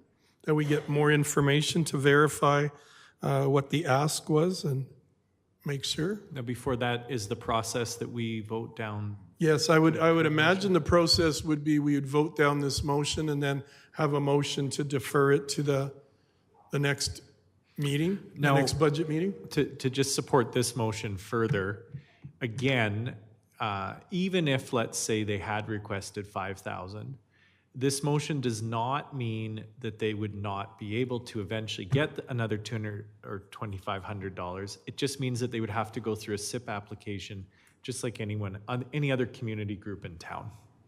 Are SIP applications still applicable? Like, is there a cutoff date? Have people missed that? Through the chair, next year we'll be looking into having some firmer deadlines with 3 intakes for that request. You know, obviously, with the transition from COVID to not, we haven't been monitoring those firm dates, but those would be 3 intakes we'd look at for 2023 for that program. And they would get that funding for 2023? Yeah, like keep in mind, we're talking about a full Christmas away. It's not like we're cutting them this Christmas at the last minute. We're talking about a year away. Okay, thank you. Councillor Langmaid. Thank you, Your Worship. I just have a quick question about our Toys for Tickets program. How much have we fundraised in equal dollars kind of deal? I know that the value of the toy needs to be the same or greater than the value of the ticket. How much have we been able to raise for the Christmas Hamper Society through that program? Through the chair, I'd have to look at our hard numbers. That program's really been running for just a week or so. I can say anecdotally that we've had some good contributions from the community. I've seen a number of donations, and we've filled up the bin that's been in front and relocated it to FCSS already. So I think there's good success, but I don't have any hard numbers yet to report back to council. Okay, thank you. And then a second question related to the same thing. Is this the first year we've done Toys for Tickets? Through the chair, that's correct. This is our inaugural year, hopefully. Perfect. Thank you very much. I guess my thinking is should we be able to confirm that the value that they actually asked for was $1,800? I quickly went through the presentation that they provided to us, and I did not see that number in there. But that doesn't mean that number doesn't exist somewhere else. So my line of thought is that if they did ask for $1,800, we give them $2,500, and we make the Toys for Ticket program an annual event. Assuming that our parking habits don't get any better in town, hopefully that should be a nice sustainable way of the town supporting that organization. So I'm not sure I'm ready to make a decision on this point yet. I think I would be in favor of deferring this until some more information is received, but I can see the thought process that's behind it. Thank you, Councillor Langmaid. Councillor Montgomery? So can I move to defer this then? Is that appropriate here? Well, I think we have a motion on the floor, unless Kara or Jonathan, if we were looking more, if enough councillors wanted to defer till we got more information, could Councillor Wiley remove his motion? I don't know if you want to do that, but is that? I guess maybe I would look to Councillor Wiley at first if that's what. Oh, he should procedurally, instead. is a councillor allowed to withdraw the motion like that? You've already been debating Right. So I would say no, but I also said the councillor is not looking to withdraw. Okay, thank you. Okay, so I think at this time we would vote on this motion, and then one way or another, someone would possibly bring forward a motion to defer until we get more information for the next meeting. Does that make sense? Okay. So we have a motion on the floor that you all have in front of you. Any further comment, Jason, Councillor Montgomery? Did you have a follow-up on that, or? No, I was just wondering procedurally what the best way to do it. So we have a motion on the floor to reduce. All in favor? And opposed? And the motion is defeated. Okay. So now, is someone interested in bringing forward a motion to defer this item until more information comes to us? Councillor Montgomery. Yeah, I'll move that the Christmas hamper budget item be brought back to council for further deliberation at, should it be the 29th, I guess? I think that's the date that was mentioned. Okay. Until November 29th. And I would like administration to please bring back some confirmation on the request from the Christmas hamper, please. Thank you. So now we have a motion on the floor to defer. Is there any discussion on the motion to defer this for a decision until we get more information? Seeing none, all in favor?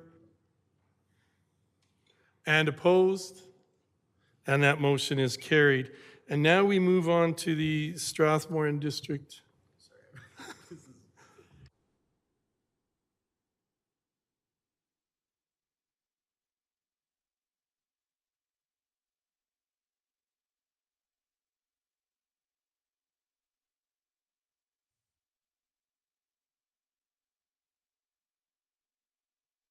But that's a good idea. We can clarify. Jonathan, do you have in front of you? It was? Okay. All right, thank you. Okay, we move now to the Strathmore District Agricultural Society item. All right, well, I'll just start by saying I love the Agricultural Society celebration of lights. It's a big ticket item. I think if this group were to come up with some ways to fundraise outside of a municipal request, they could make a lot of money. I think I can't remember the numbers they gave us, but they're charging a recommended donation at the door, and it works out to something like they were raising $3,000 of their, it was something like that. But as much as I love this celebration of lights, again, I would like to see some of this money get transferred out of just an automatic check the town writes every year and get them to apply for a SIP grant just like every other community group. So I would like to direct council, I would like the council direct administration to amend the budgeted community grant to reduce the contribution for the Strathmore District Agricultural Society Celebration of Lights from $10,000 to $9,000. Thank you for that motion. Councillor Mitzner, discussion on the motion? I will not be able to vote in favor of reduction. My understanding is we gave them a commitment for $10,000 prior to them even coming to this meeting. Thank you.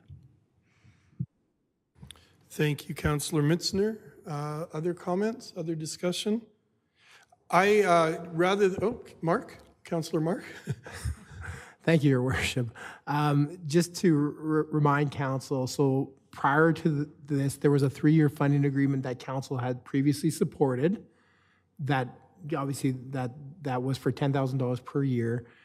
We just about a week or so ago, council approved a $10,000 contribution for this year. That 3-year agreement had expired, so this would be new money for 2023 towards any future events. Hope that helps. So if it's not too late, I would rescind this motion. Okay, thank you. I do have a question on this item before we move on to the next one, and that is, as we look to the future as far as funding this, do we want to be a little more involved in earmarking where the money goes? Do we want it to grow the lights as far as capital items like lights and that sort of thing? Or are we comfortable if it also is used for operations at any point in their plan? That's just a question to you, if you want to keep that in mind for future when we start to look at this thing. But I appreciate that, Mark, that information. Councillor Langmaid? Thank you, Worship. I would be interested to find out, and perhaps this is something that Finance can provide, what the total annual expected support for the Ag Society events and programs in general is. How much do we give to the Ag Society for their programs each year? Mark? Oh, Liana, sorry. Through the chair, I'd like to bring this information back to you for the 29th meeting.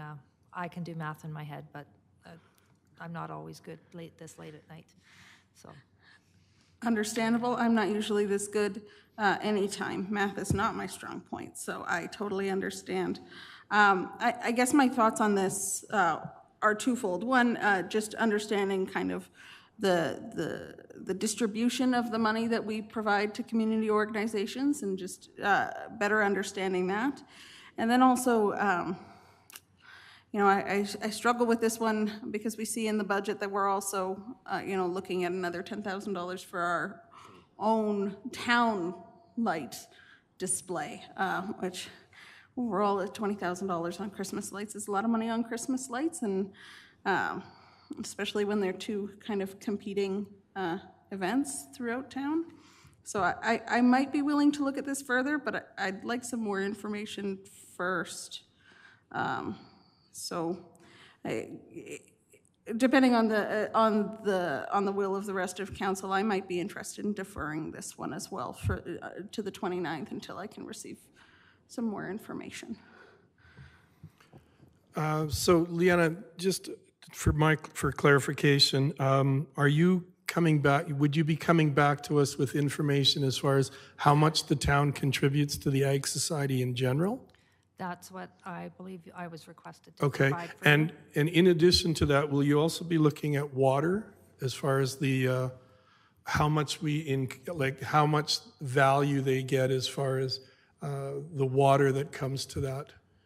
I was only going to look at Okay. cash values, but if you Okay. want Well, I'm water- just curious because I believe, and Councillor Deputy Mayor Peterson in Montgomery, I think we've always been a big help as far as water pricing into the Ag Society. So is that something we would also want to have known as far as how much we contribute as far as water availability for them? Because I believe we provide water for them. Deputy Mayor. Your Worship, that's something that I think is really valuable for the public to know, because it speaks to partnership and it speaks to community building. And now that part of that is metered, we have a lot better idea of what's going on there. And it's not like we're clawing back money or asking for that money, but it is good information, because as we all know, water is not free, and it is an in-kind donation of no small significance. Thank you, Deputy Mayor. So if that helps, you should be able to find out the amount of water that's provided to them in a typical year with that water meter that we put on it. if we have that meter number available, we can definitely Okay. get you that information. Okay, thank you. So we have Councillor Wiley has rescinded that motion regarding the Ag Society and Celebration of Lights. So we move now to the next one.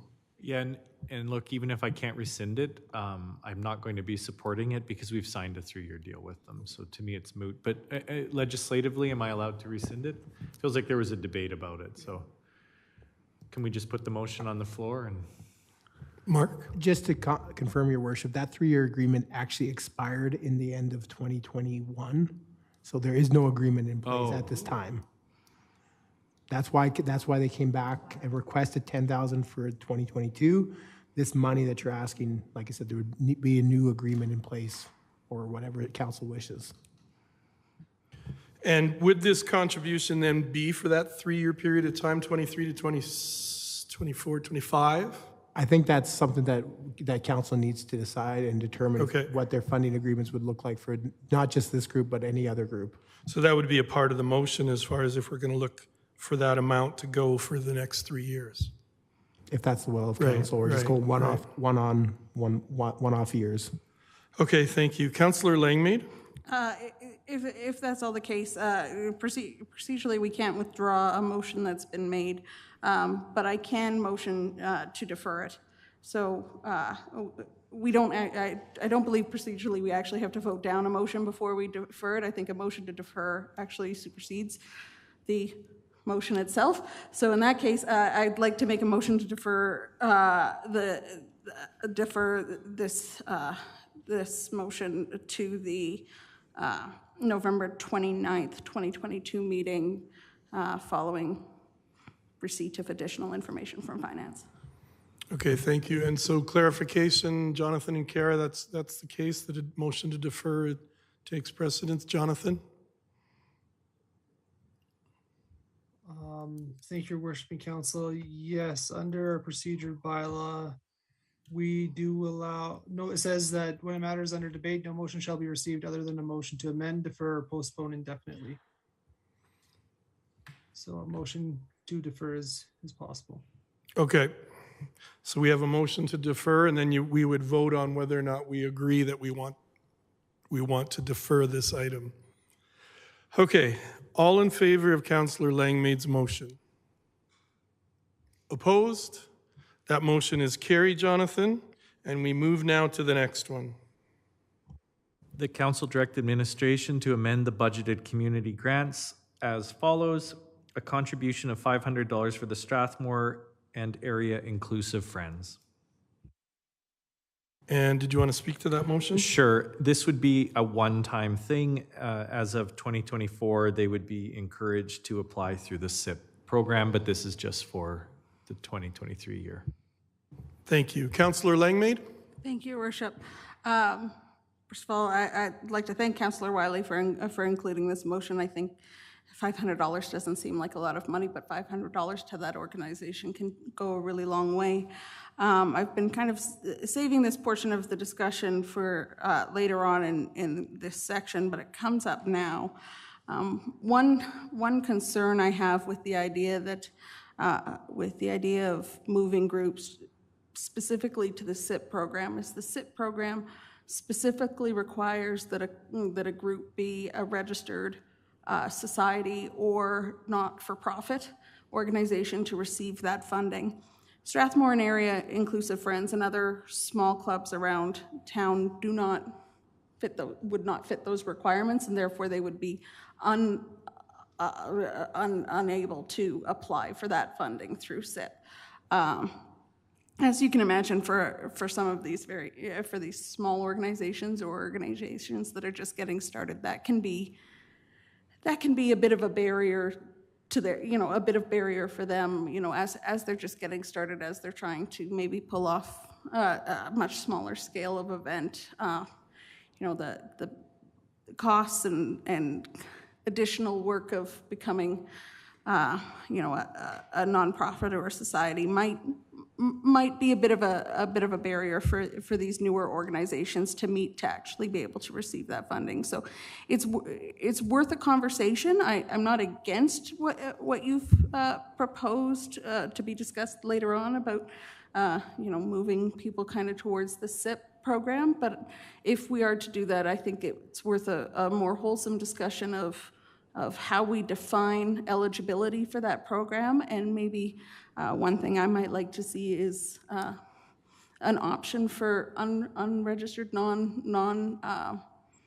for groups that aren't necessarily a registered society or not-for-profit, be able to come perhaps for a smaller amount of funding to reduce risk to the town itself, but to open up an avenue there. So I will be supporting this because $500, that's just going to make a whole world of difference to that organization and to the people who participate in.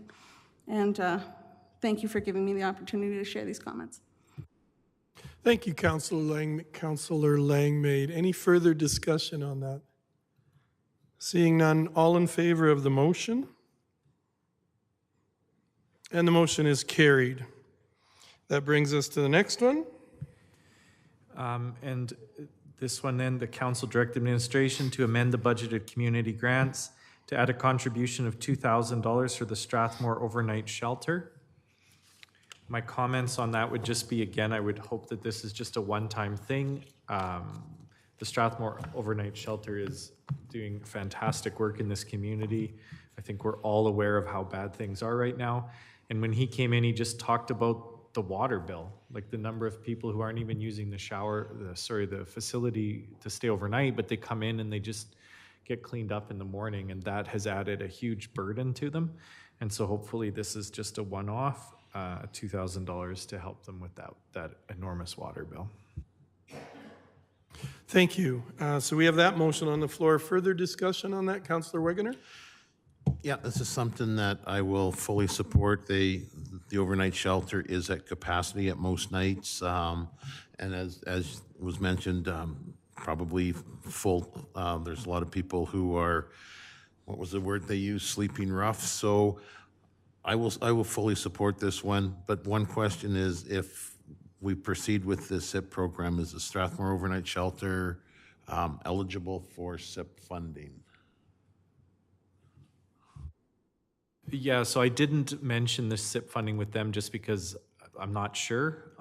If the overnight shelter were in another pinch at the end of next year, I would encourage them to come in and seek help. But SIP is something that we as a council and as a group working with Mark and his staff, we can decide if we want to allow groups like the overnight shelter to be able to apply to the SIP for funding, or would we have to change some of the rules that we have in place right now then? My suggestion would be that if council wants to revisit that policy, that again, you can provide direction for us to bring that back at a later point. But Mark can speak to whether it would qualify right now, but in terms of expanding some of the scope, that's certainly something we could look into. And giving this amount of money, if we vote for this now, it gives us a bit of time so that we can revisit the policy as far as what groups can apply to SIP. Mark, did you want to weigh in? Sorry, Your Worship. To answer Councillor Wiley's question, I can't speak to their eligibility or not until they apply and whether they are registered registered either a non-for-profit / society with the Alberta government, with Service Alberta. So I can't speak to their eligibility for the SIP program. I can mention, and Catherine Walsh can confirm, for example, they don't qualify for FCSS funding because of the service that they offer and because that's matched in some way by the province. That's why they're not eligible for FCSS funding, and so sometimes that's a gap in the systems, is that a program that sounds really good, like either the Christmas hamper or the overnight shelter, doesn't qualify for FCS funding, and may not qualify for our SIP program. So sometimes they fall through the cracks, and this is sometimes why they have to come to council. Thank you, Mark, and thank you, Kara, as well. Councillor Langmaid? Thank you, Your Worship. Mark, question for you, or also Leanna, might be a question for you. Do we provide any other funding to the Strathmore overnight shelter? You said it's not through FCSS. I haven't seen anything else in the budget. We don't. Through the chair, I don't believe so. We don't believe so? All right, then I'd actually like to make a motion to amend. And that motion to amend is that we actually contribute $10,000. to the Strathmore Overnight Shelter, and I'm going to justify it this way. The Strathmore Overnight Shelter is an organization in town that supports some of the most vulnerable folks in our society. And as we move through budget and our own budgetary restraints and constraints over the next year, families in our communities are going to be doing the same thing. Individuals, we already have a number, as you say, they are full most nights. So we already have a number of individuals in town who are struggling, and our contribution, I think of $2,000 compared to some of the other programs that I'm seeing here. $2,000 just doesn't seem, morally to me, it doesn't seem like enough to support people who are sleeping behind the dumpster at McDonald's, who are spending the days cold on the street in the cold weather, who are desperately trying to find a warm place to go. $10,000 to help support those folks in the grand scheme of our budget is quite small. And I can't think of a better way of spending $10,000 but on the people who need $1 or $2 the most, and supporting an organization that supports those folks. So for that reason, that is my amendment. So I'll read it out. And the council direct administration to to amend the budgeted community grants and budget items as follows, being that I would like to amend the contribution for the Strathmore Overnight Shelter from $2,000 to $10,000 to better support the needy of our community. Thank you for that motion. Deputy Mayor Peterson, did you want to speak to the amendment to the motion? Yes, Your Worship. So I want to just say to this council that I just embrace everybody's sentiments, from Councillor Wiley's consideration around this to support spoken at the table, to Councillor Langmaid's amendment. One of the things that I'm wondering about this is, so Strathmore Overnight Shelter operates on a Rural Development Network grant. And so that grant, as Director Pretzloff so correctly identified, limits how they can access funding from support groups who utilize the same source of funding sometimes, like FCSS. When John Hilton O'Brien appeared before our group, he talked about, he did use a number. He used the number of $8,000, an $8,000 increase, I think, is year over year in usage. And so, speaking to all of this, the town has been absolutely instrumental in the past in keeping this shelter open for our residents. The town gave a grant, or loan actually, a guaranteed loan. We knew the grant money was coming in, but the town tided us over. They lent us $23,000. It was promptly paid back. I say us, but I mean the Strathmore Overnight Shelter. The town has also, they put a metering system in for us for gratis. So the town has really contributed, and they've been champions of the shelter and inadvertently of the community that's so much struggling at this point in time. So to Councillor Langmaid's amendment, they would cherish any kind of support, and that they're right now they're working to the bone. They stayed open 24 hours a day during that difficult weather period that we just went through, and of course right now they're working on about 1,800 volunteer hours per quarter. So it's just an enormous undertaking. And I always look at it and wonder, how they will be able to sustain, but they're incredibly creative and they've been doing this now for a long time.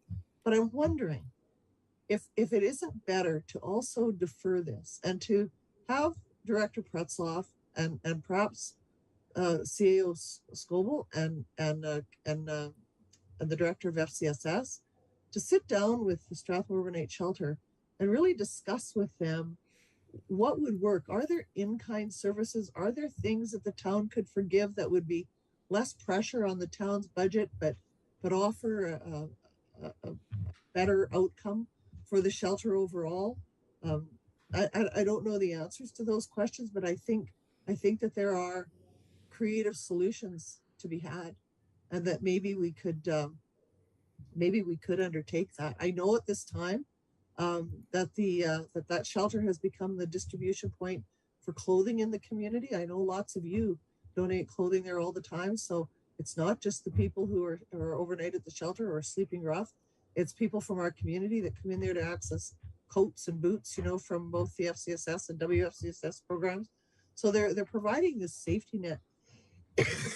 And I'm sure that there is a creative solution that would help to serve them, and that maybe we could take a little closer look at what would be useful. And CAO Scovel introduced me to a person from his past at our AUMA, and we've been having discussions with them about different models for the shelter going forward. So maybe it's time. I don't know if there is time, CAO Scovel, but if there is time to have that discussion, that meaningful discussion about how we can look for some creative solutions, it might be just really useful to do that. Mr. Scoble, would you and your staff have time between now and the budget finalization to come up with some concepts or ideas that would benefit the overnight shelter that we could bring back and finalize? Well, I would suggest, certainly we can investigate it and have those discussions. I'm not sure we can, get anything concrete in place in time. I guess maybe put finance on the spot, but this is my first budget here. But my experience is, we're setting the budget tonight, but there is some minor adjustments, even, with assessment, adjustment of assessment once we get some of our stuff from the province and that, it might be a tweak that could be accommodated before we set the tax rate bylaw in the spring there. But in case finance may have different plans, so I'll let them see what they think about that. And one of the things we did do tonight, and it was early on in our procedural approach to this, I was wondering the best steps forward with Kara and Jonathan, and we did do away with the $50,000 downtown strategy.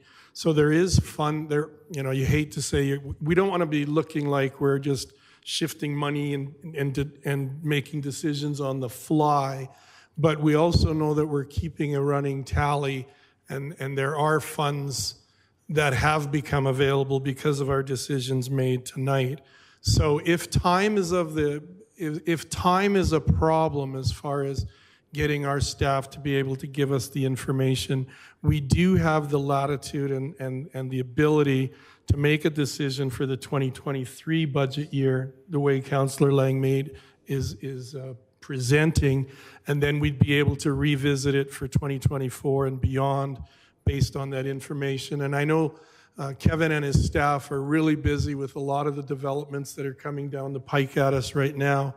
So this would give us some breathing space and support the vulnerable people if this amendment were to be passed. And I'll turn now to Councillor Mitzner and come back to Deputy Mayor Peterson. I think without the supporting documentation, I can't support this at this time, where we have specifically said since we got here, it was about the ask. So I would like to go for the ask of the $2,000, and in the new year, when everyone has more time, it can come back for discussion. Thank you. Thank you, Deputy Mayor Peterson and Councillor Langmaid. I know that John Hilton O'Brien didn't make a distinct ask, Your Worship, but I think that he did say that the increase in, and I don't think it was just water, I think the increase in utilities was $8,000. And so I know that he didn't make it an ask, because as he said, beggars shouldn't be choosers. And so I think that there was an ask. It wasn't $2,000. I think that, I don't know, Councillor Wiley could confirm maybe where it wasn't 2,000. Where that number came from.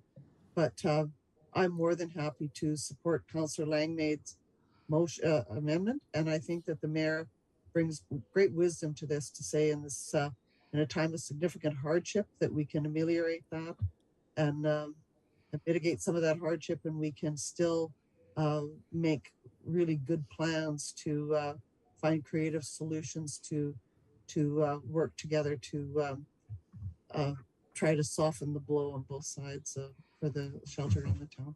Thank you. Thank you, Deputy Mayor. And just before I turn to Liana, I may be asking you how to spell ameliorate so I can look it up again because of your vocabulary, Liana. And then I'll go to Councillor Wiley, who might have a clarification. And then back to Langmaid, and then up to Montgomery. Liana. Going back to our organizational meeting and our community groups meeting on, I believe that was October 26th, the Strathmore overnight shelter had made reference to covering the cost of their utilities. So yes, there was no dollar value, and maybe this is where administration had missed the mark on getting this information prior to these meetings to come up with a dollar value. So I will work with finance to see if we can come up with some of those numbers for you, potentially for the 29th. Okay, thank you. So if we have a motion to defer, is council comfortable if we defer this and focus solely on an ask or what could be contributed or considered for the 2023 year only then? Councillor Wiley. I'm okay with deferring as long as the deferment is Melissa or Councillor Langmaid's amendment for 10,000. Okay. And just to clarify, the $2,000 was a number I picked because I couldn't recall him giving us a number. I just know he was talking about utilities. 8,000 sounds a lot closer to probably what they're dealing with right now than 2. So I would support deferring the $10,000 amendment request. Okay, thank you. And that's currently on the floor. We had the amendment. And I don't think anyone has put forward a motion actually to defer this. So I'll go to Councillor Langmaid and then Councillor Montgomery up on our big screen. Thank you, Your Worship. I just wanted to maybe close it out a little bit with some final comments. As far as I'm aware, we don't have a motion to defer on the table right now. The motion is still being discussed is the motion for my amendment. I appreciate the comments that have been given. I'm very open to creative solutions if we can find a different way to support them. I'm completely open to investigating any and all possibilities. I would like to explore some at the very least, some gap funding for this year while we consider what those creative solutions might look like for further years going forward. And the biggest thing I know is that every year people experiencing homelessness in Alberta are found to have passed away from trying to sleep rough in the cold. And I never want that to be the case happening here in Strathmore. And the same comment that I made for STARS, that if that $10,000 that we contribute to STARS can save even one person, then it's money well spent. Then $10,000 to support the vulnerable in our community, if it can save one person or even just make their lives easier, then that is worth spending money on to me. Thank you very much. Thank you, Councillor Langmaid. Deputy Mayor Emeritus Montgomery. Thank you very much. So I certainly support, giving something to the overnight shelter. Yeah, as I recall, they came, Mr. Hilton O'Brien came and he was referring to asking for some help with utilities. I think it should be somewhat, we should be able to fairly quickly get some information about, like some specific amounts that they could probably, and I like the idea of helping them with utilities because, there's some, we don't necessarily have to, contribute a whole cash amount because, there's kind of markup on water and sewer and stuff like that, we're not necessarily going to be losing out on. So we can kind of save them some money without necessarily kind of, spending too much ourselves or more than we need to. So for that reason, I will move to defer this to the 29th meeting, and I will ask administration to bring back some information from the overnight shelter, or at least with regards to what their utilities are what do they need for utilities help? Thank you. Thank you for that motion. And just a quick question to our financial dream team. Is November 29th doable for you folks as far as getting that specific information? I believe that we should be able to gather the data for that date, and then it'll be up to council on making that decision. Of course, when we talk utilities, we're only talking about town-owned utilities, water, sewer, garbage, recycling, not power, gas. Okay, thank you. Is there discussion on the motion to defer? Seeing and hearing none, I'll call the question. All in favor? And that motion is carried. And I just want to congratulate council for the effort and time. And I know this takes a while to go through all these, but you're making decisions that have huge impacts on vulnerable people. So I just want to commend you for all the work you're putting into this. That brings us to 5.8, councillor budget submission, 2023 fees bylaw fire inspections. No, sorry, one more. One more? Yeah, but I'm actually going to move that administration can add this motion to the 29th agenda if that's possible. So here it is. So we're still on page 179. I would just like the council direct administration to add the motion, this following motion to November 29th. So can I read it? Because I don't think it makes sense to have this discussion until we're done the other items. So the following motion would be that administration amend the budgeted community grants to increase the contribution to the community improvement program from 20,000 to 30,000. So just to be clear, I think then the only motion on the floor is whether or not we're going to move this to the 29th. So your motion is to defer this item To the 29th. to the 29th, not to increase the, Correct. okay. So at this time, I'm not asking to increase it. I'm asking us to discuss it on Okay. the 29th once we finish some. Jonathan, do you have that motion? Do you understand that motion? Thank you, Worship and Council. So I understand that the motion, is it that council direct administration to bring the community improvement program item to the November 29th meeting? Is there any further information you would like on Nope, November 29th? that's the motion. Thank you for that motion, and thank you for the clarification, Jonathan. We have a motion on the floor. Councillor Langmaid? Thank you very much, Your Worship, and thank you very much, Councillor Wiley, for the motion. For additional information, perhaps to add to the motion, I would just like some further clarification. So in that discussion, could we get some more information about the SIP program, who's eligible and all of that? We had discussed that. Could that be ready for that meeting, for that discussion as well? So, Councilor Maid, are you asking for a motion that administration provide a short report on eligibility for SIP? Yes. My motion is to amend that motion to add, and that administration include a report on the SIP program and its And eligibility. implementation. Okay. And eligibility. Can you do that? Your Worship, I just, maybe that information was already shared in the business information request that was circulated to council. There's some questions about eligibility, and if perhaps that answers that question. If not, we can potentially draft some information. So, thank you. So I was the one that submitted that business information request and answered the eligibility question in terms of they must be a registered nonprofit or society, but I guess I'm thinking more in terms of are there project limits? So limits on the amount of funding that can be requested through a SIP program.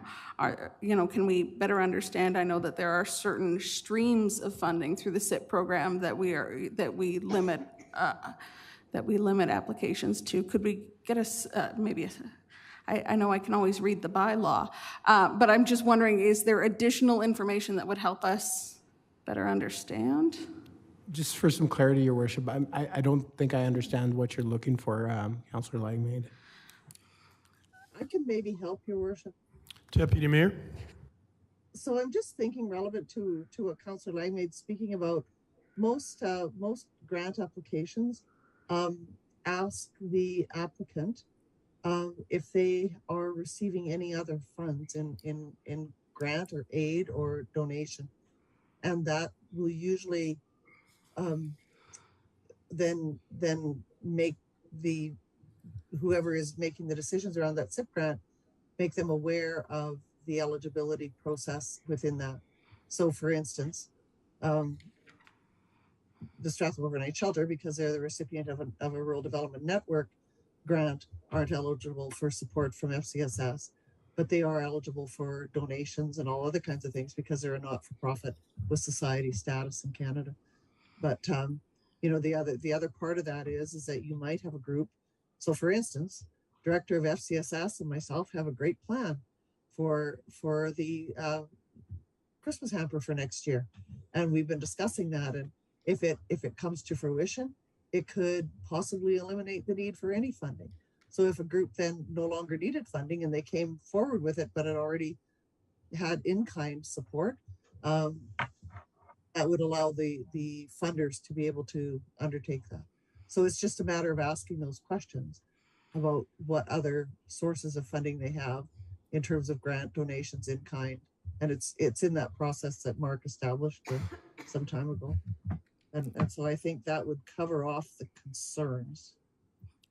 Yeah, so thank Your Worship, if I may continue. So thank you very much, Deputy Mayor Peterson. And I guess maybe the best way to simplify what I was thinking is that we were discussing increasing the SIP program so that more programs could go through the SIP program eligibility than going through the program that we have established here. And I know that that's a discussion that comes with this agenda item that's being proposed for the meeting on the 29th. The information I'm looking for is, what would the perhaps unintended or unanticipated consequence be, or are there any, of that kind of change in strategy? Is there a group that we might be leaving behind? Is there a group that maybe receives a certain level of funding that would be ineligible under SIP? Maybe it's just too high. Maybe there's a limit of how much you can propose. It's that those kind of, what would the consequence be of making that change? Does that help you maybe a bit more? I believe I can figure something out if we can maybe chat afterwards. Yes.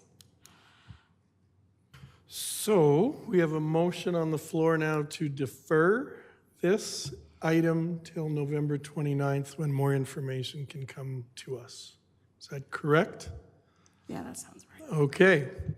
Any further discussion on that motion to defer? Seeing none, praying for none. All in favor? And that motion is carried. And now we can move on to 5.8, Councillor Budget Submission 2023 Fees Bylaw Fire Inspections. Councillor Wiley? Sure. So I guess I could make the motion first and then speak to it, or what order should we do here? It was proposed to us that, administration had proposed to us that we should charge, I believe it was a $200 fee. Is that correct? A $200 fee for initial fire inspections for all businesses, brick and mortar businesses in town. And I think you said there was about 350 different businesses. My fear with this is that $200 is a lot of money. And so I think the stat you gave us is 50% of those businesses require a follow-up fire inspection. And so I wondered if we could lower the initial fire inspection fee significantly. It looked like the town of Airdrie did this.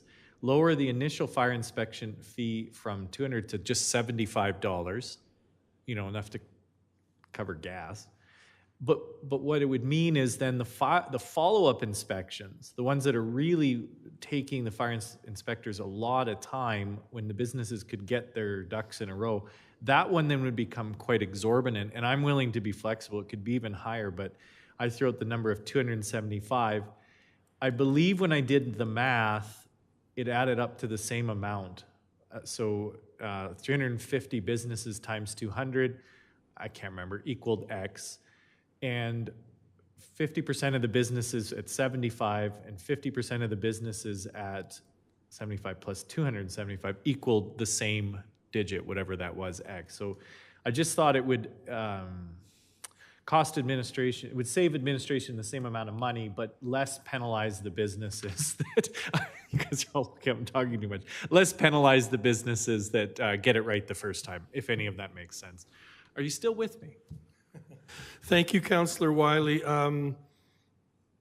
Did you want to have, maybe we could have our fire chief come forward and answer any questions or provide us any input on your thoughts on this before we put a motion on the floor? Kara, do you think it's best to put a motion on the floor and then hear from the fire chief, or hear from the fire chief and have questions possibly first? I would say maybe, like, if it's just questions at this point, my suggestion would be to bring up the fire chief and ask those questions first before you get into debating. Okay, Chief Sturgeon, if you wouldn't mind coming forward and be available for some questions concerning this potential motion.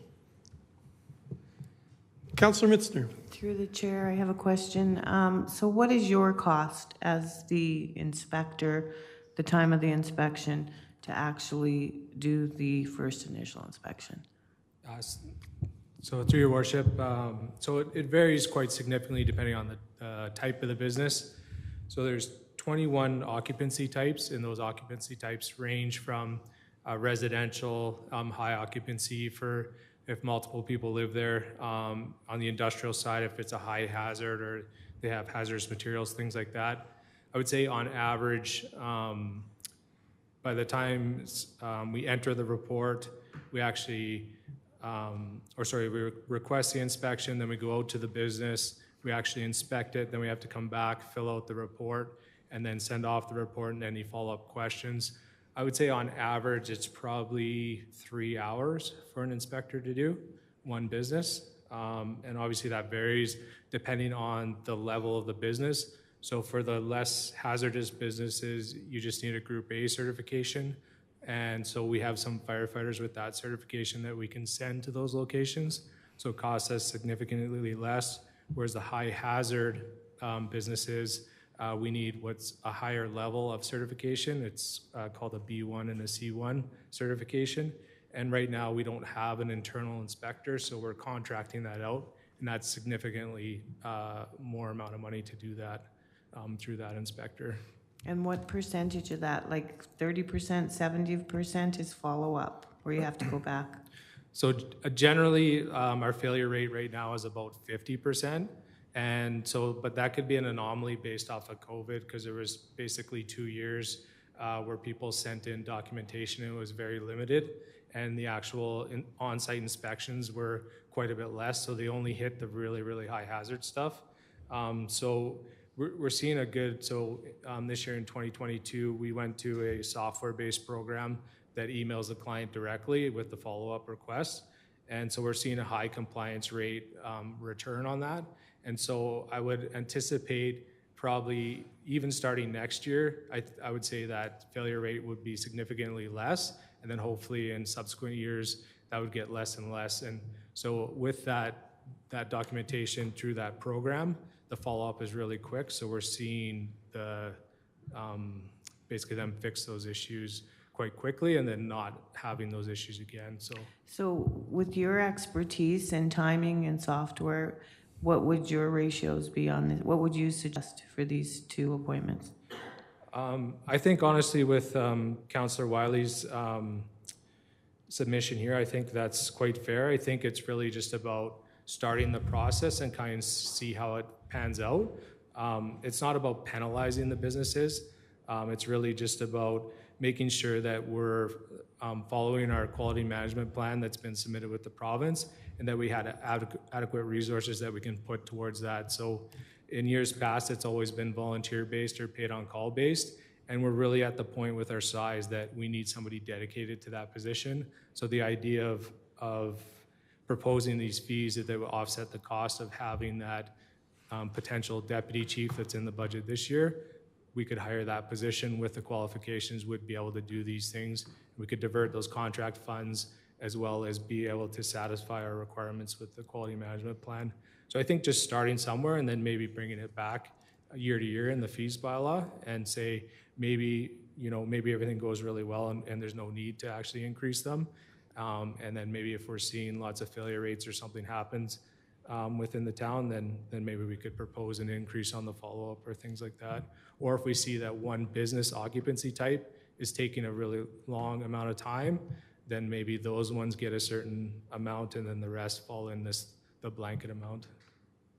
I'd like to see a minimum $100 when you get a locksmith that comes out for 5 minutes and their charge is $90. Thank you. Yeah. Thank you, Councillor Mitzner. Councillor Wiley? Oh, sorry. You're still lit up, okay.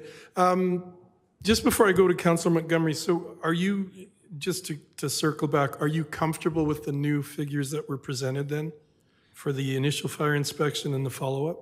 Yeah, absolutely. I'm comfortable with those. I think Okay. it's a great starting point, and I think we can, I think it's quite fair to put that out to the community, to the business community, and see how it goes and get the feedback over 2023.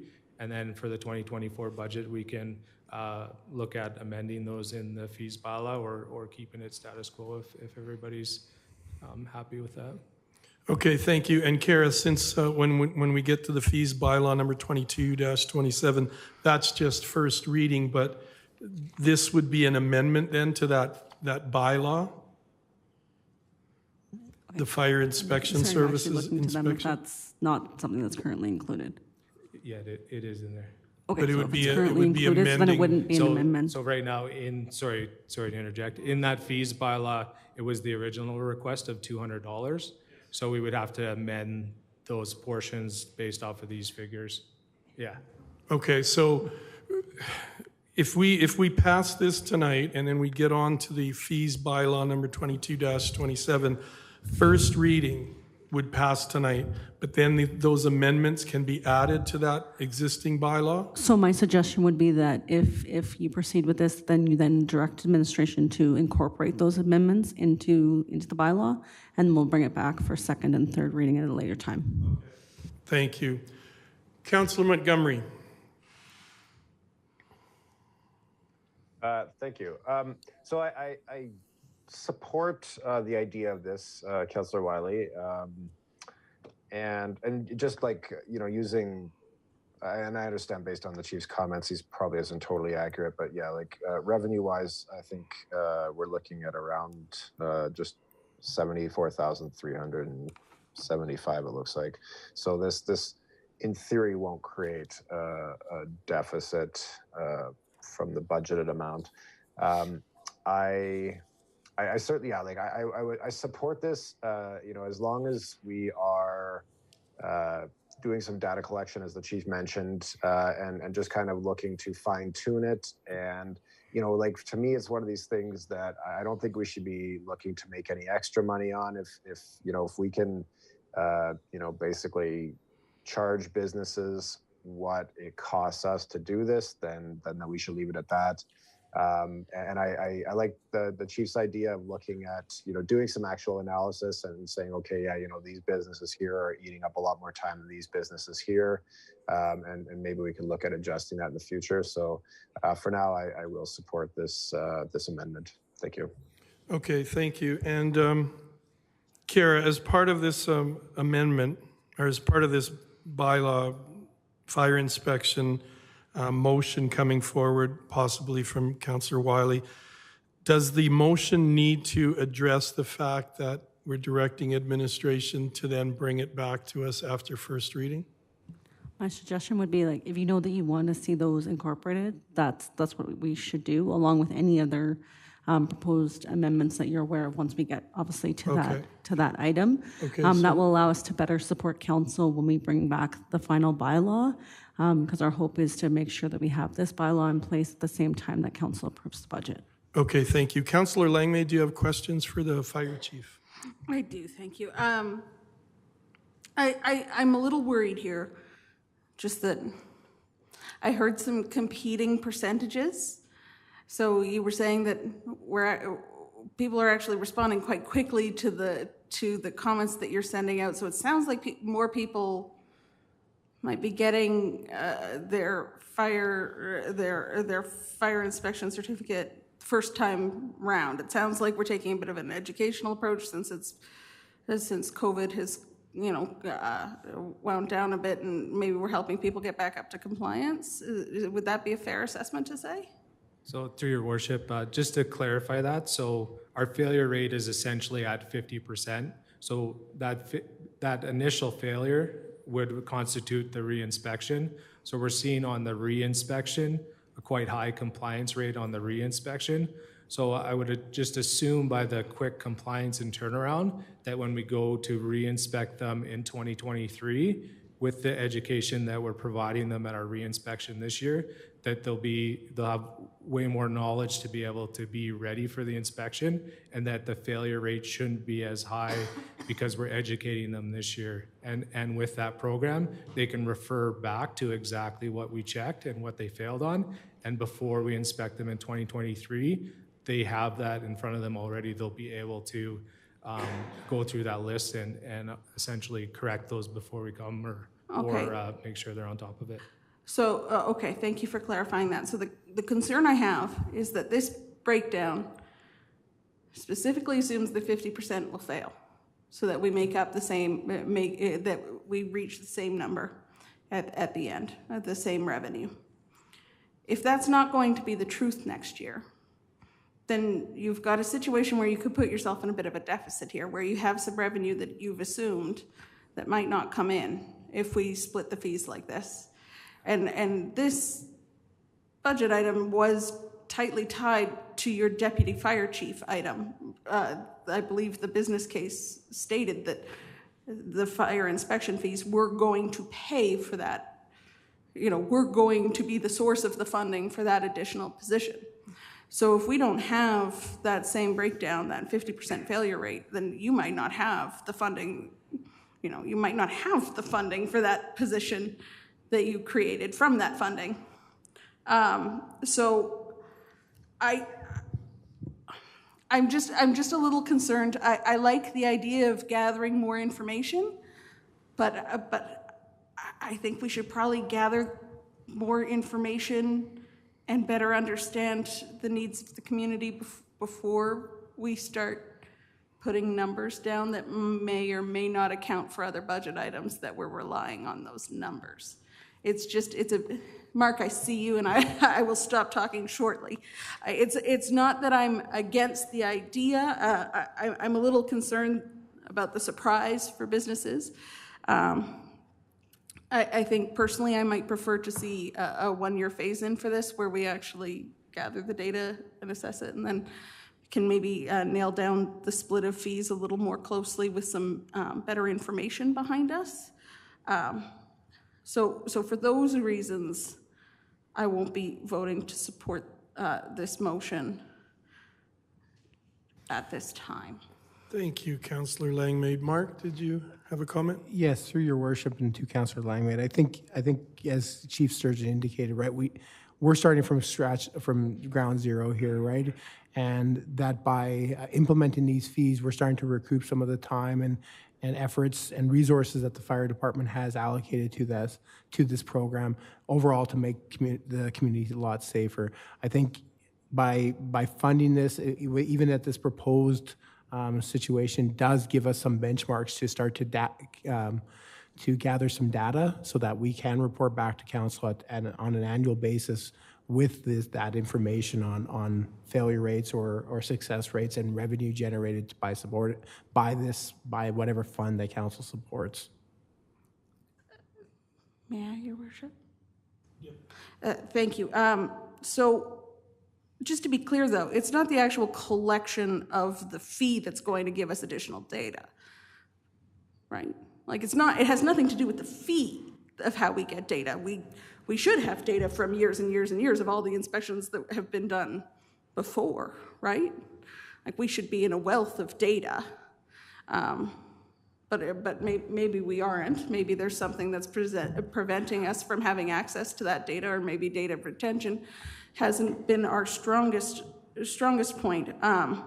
But my worry is we'll end up having 75% of businesses pass on the first go, and the funding and the budget that we've proposed it won't be sufficient to cover what it's been proposed to cover.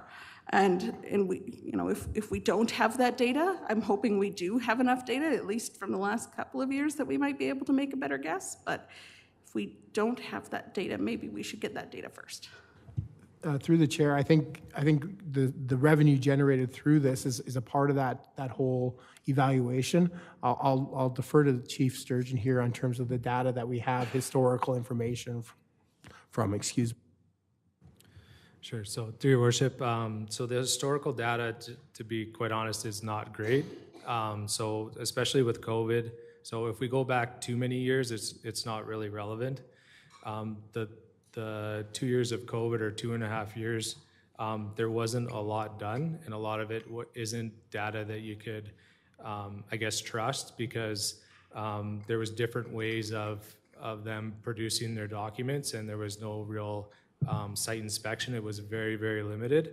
So I'd be hesitant to go off of the last few years of data, as well as we've had some staff turnover. And before going to this software-based program, it was all paper-based, and those records just are really hard to find. And so we've been trying to sift through that, and just honestly, we don't have that data, so.